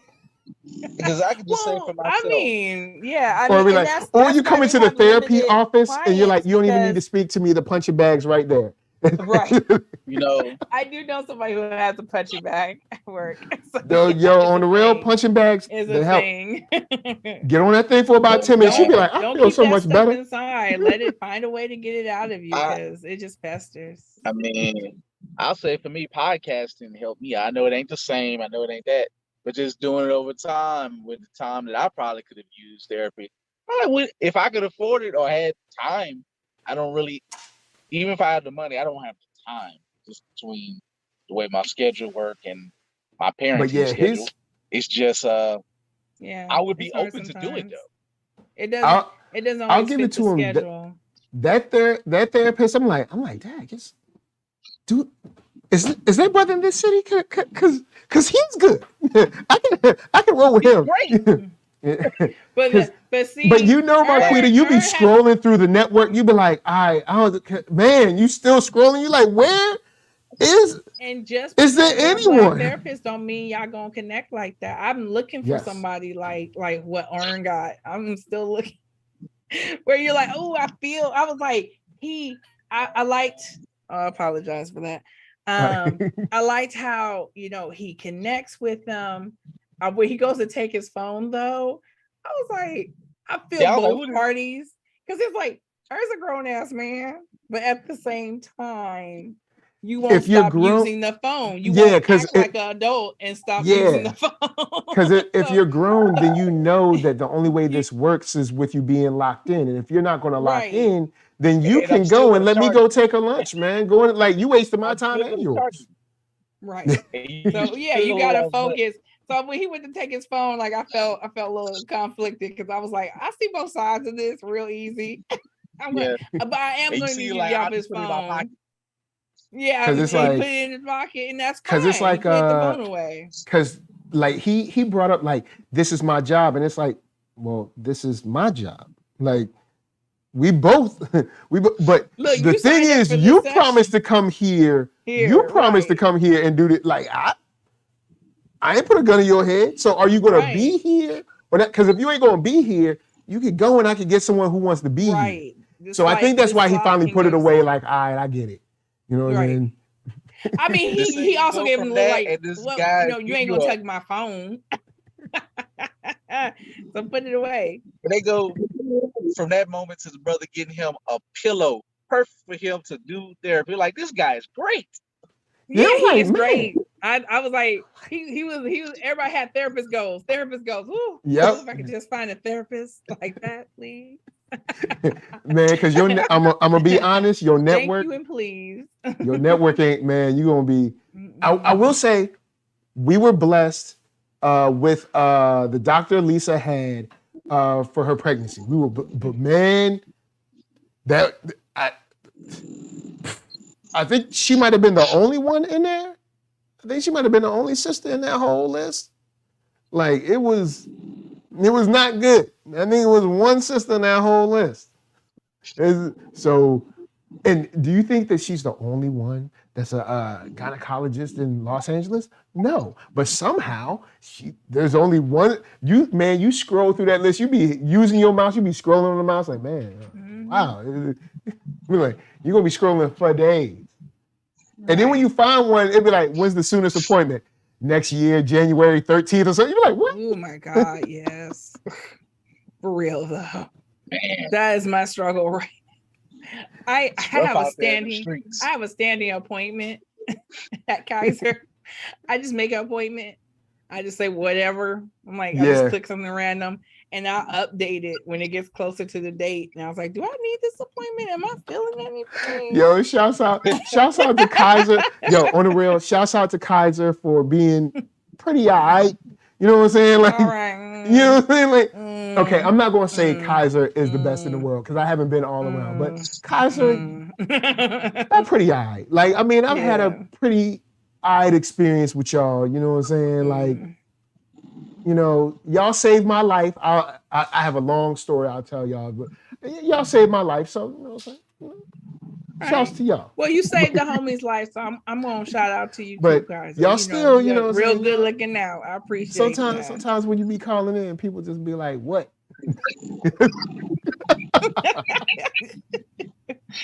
All right, fam. Well, so I was about to say, Marquita, final thoughts on the premiere, and of course, where can they find you again? I just hope it continues being more weird. I love that the weird has returned. Yes. The weird is what makes it fun and interesting because this is stuff we already know. This is already stuff we are experiencing. So you got to up the ante because I don't need you to tell me about my life. I live my life. So I'm just glad that the weird is back. and therefore it's funny again, and we can laugh at ourselves in the situations that other people put us in. You know, that is why we have such a great sense of humor, because if you don't laugh through it, baby, you're gonna cry through it. So yeah, so that would be my final thoughts. And again, LA Star Got Next is where you can find me everywhere on the internet. That's what's up, Keith. You can find me at www.elerd-ish.com. Sale is going on through this weekend. Sale returns next week. Final thoughts. I love the therapy parts. I love the talks about Princeton. Shout out to all your local. If you got family members who go to HBCUs, support your HBCUs. Go to them. I'm a product of Southern University. I'm glad I didn't have to go through that in most levels of schooling and all together. I never had to worry about that in my 4 years of college. Thank God. I went to PWI postgraduate for one class just to retake a class for work. And I was like, thank God I went to Southern. Like I did, I went there. Wasn't my choice to go. I had to go there for work, but it's just to see these systems. And then again, it talks about money and the power and struggle. I just want to reiterate, Ern has all this power.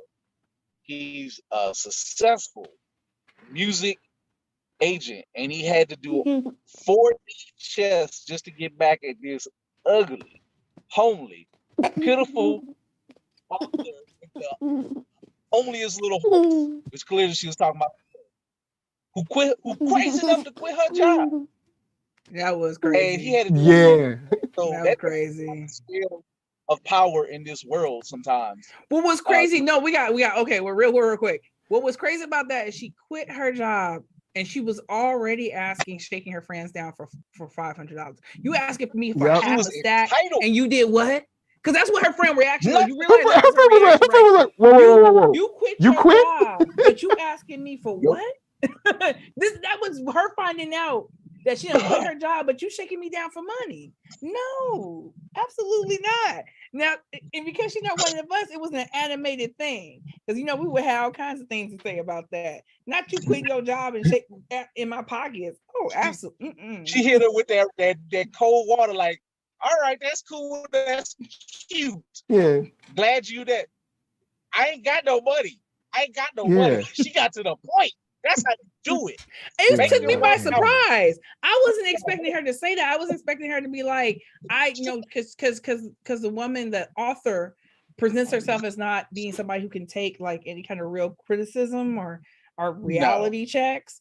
And so I thought she was going to tell her like, you quitting your job is cray. But when she said, I ain't got another $500 for you, I was like, no, she didn't. I flipped out. I was like, I could not. Hold on.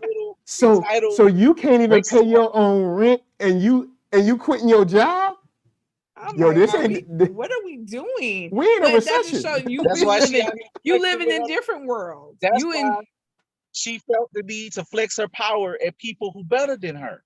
I mean, including the white supremacists, but she knows she trash out here with a little ugly ass horse. Oh, excuse me. I'm sorry.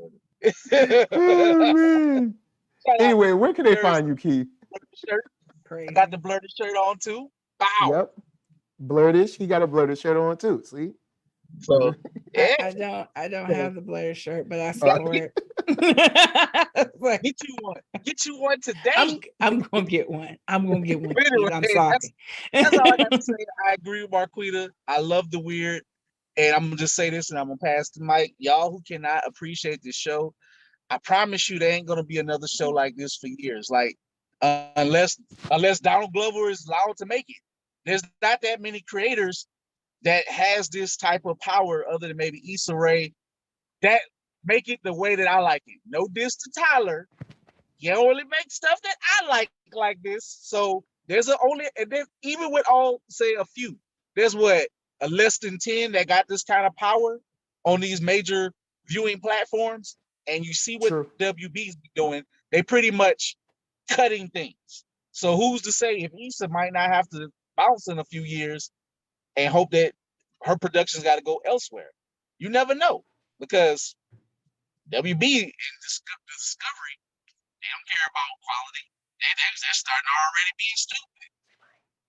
So just enjoy this ride because we don't know what's going to be next. If there's much soon that's actually this good or this allowed to be this strange. Because, if you want power, go watch Power. There'll always be another one of those eventually that come. Real talk though. Real talk. There's always going to be that because that's what we complain about, right? We don't get the diversity that shows our diversity. Everybody likes seeing us in that stereotypical light, which is amusing. I'm not saying I don't enjoy stuff like that, and I haven't watched some stuff like that. I don't like it, but I want to see us doing different things. I want to see more people like me. I'm not gangsta. I'm the weird nerd chick. So I'm like, that's what I want to see. You got to use Battle of Alita Angel as a reference. Right? Yeah. For real. I thought that was hilarious. I was like, that's awesome. All the brothers out there, all the anime folks who got that one. Donald is one of us, man. He's one of us. Yeah. This what's up. Final thoughts. This show will not be respected in the way it's supposed to be until it's over. When it's over, about 2 years after this season, we're gonna be getting these articles about how, it's so great, and he was ahead of his time, and we're gonna be like, no, we knew. We told y'all to watch, and y'all didn't. Blue checkers. Oh yeah, the blue checkers. Well, it's sometimes blue checkers be like, there's like levels of celebrity, and like blue check. You know what? We're not gonna go there. I'm gonna leave blue checkers alone today. I'm not gonna mess with them. I'm not gonna mess with y'all. You know what I'm saying? Because you only hate me because you ain't got a blue check. So any ID, SOUL, Facebook, Instagram, Twitter, all them places, podcasts, all that jazz. Love all y'all. We're gonna leave y'all with some black comics, some dope music. This weekend, Freestyle Comics convention. I'm gonna be on virtually for a panel tomorrow, 2 panels on Sunday. I don't know. Y'all be good. Until next time, peace. Green checkers stay ready. Blue checkers be faking. We out. You got to know that if you keep dwelling in the past, you will remain in the past. Can I get a fucking yeah?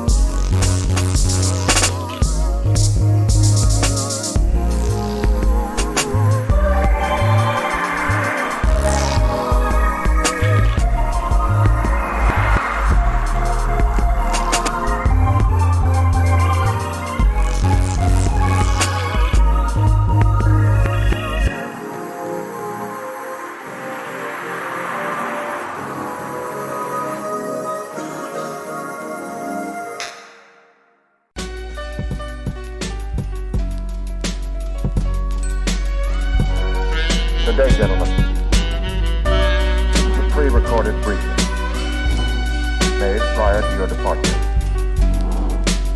in which for security reasons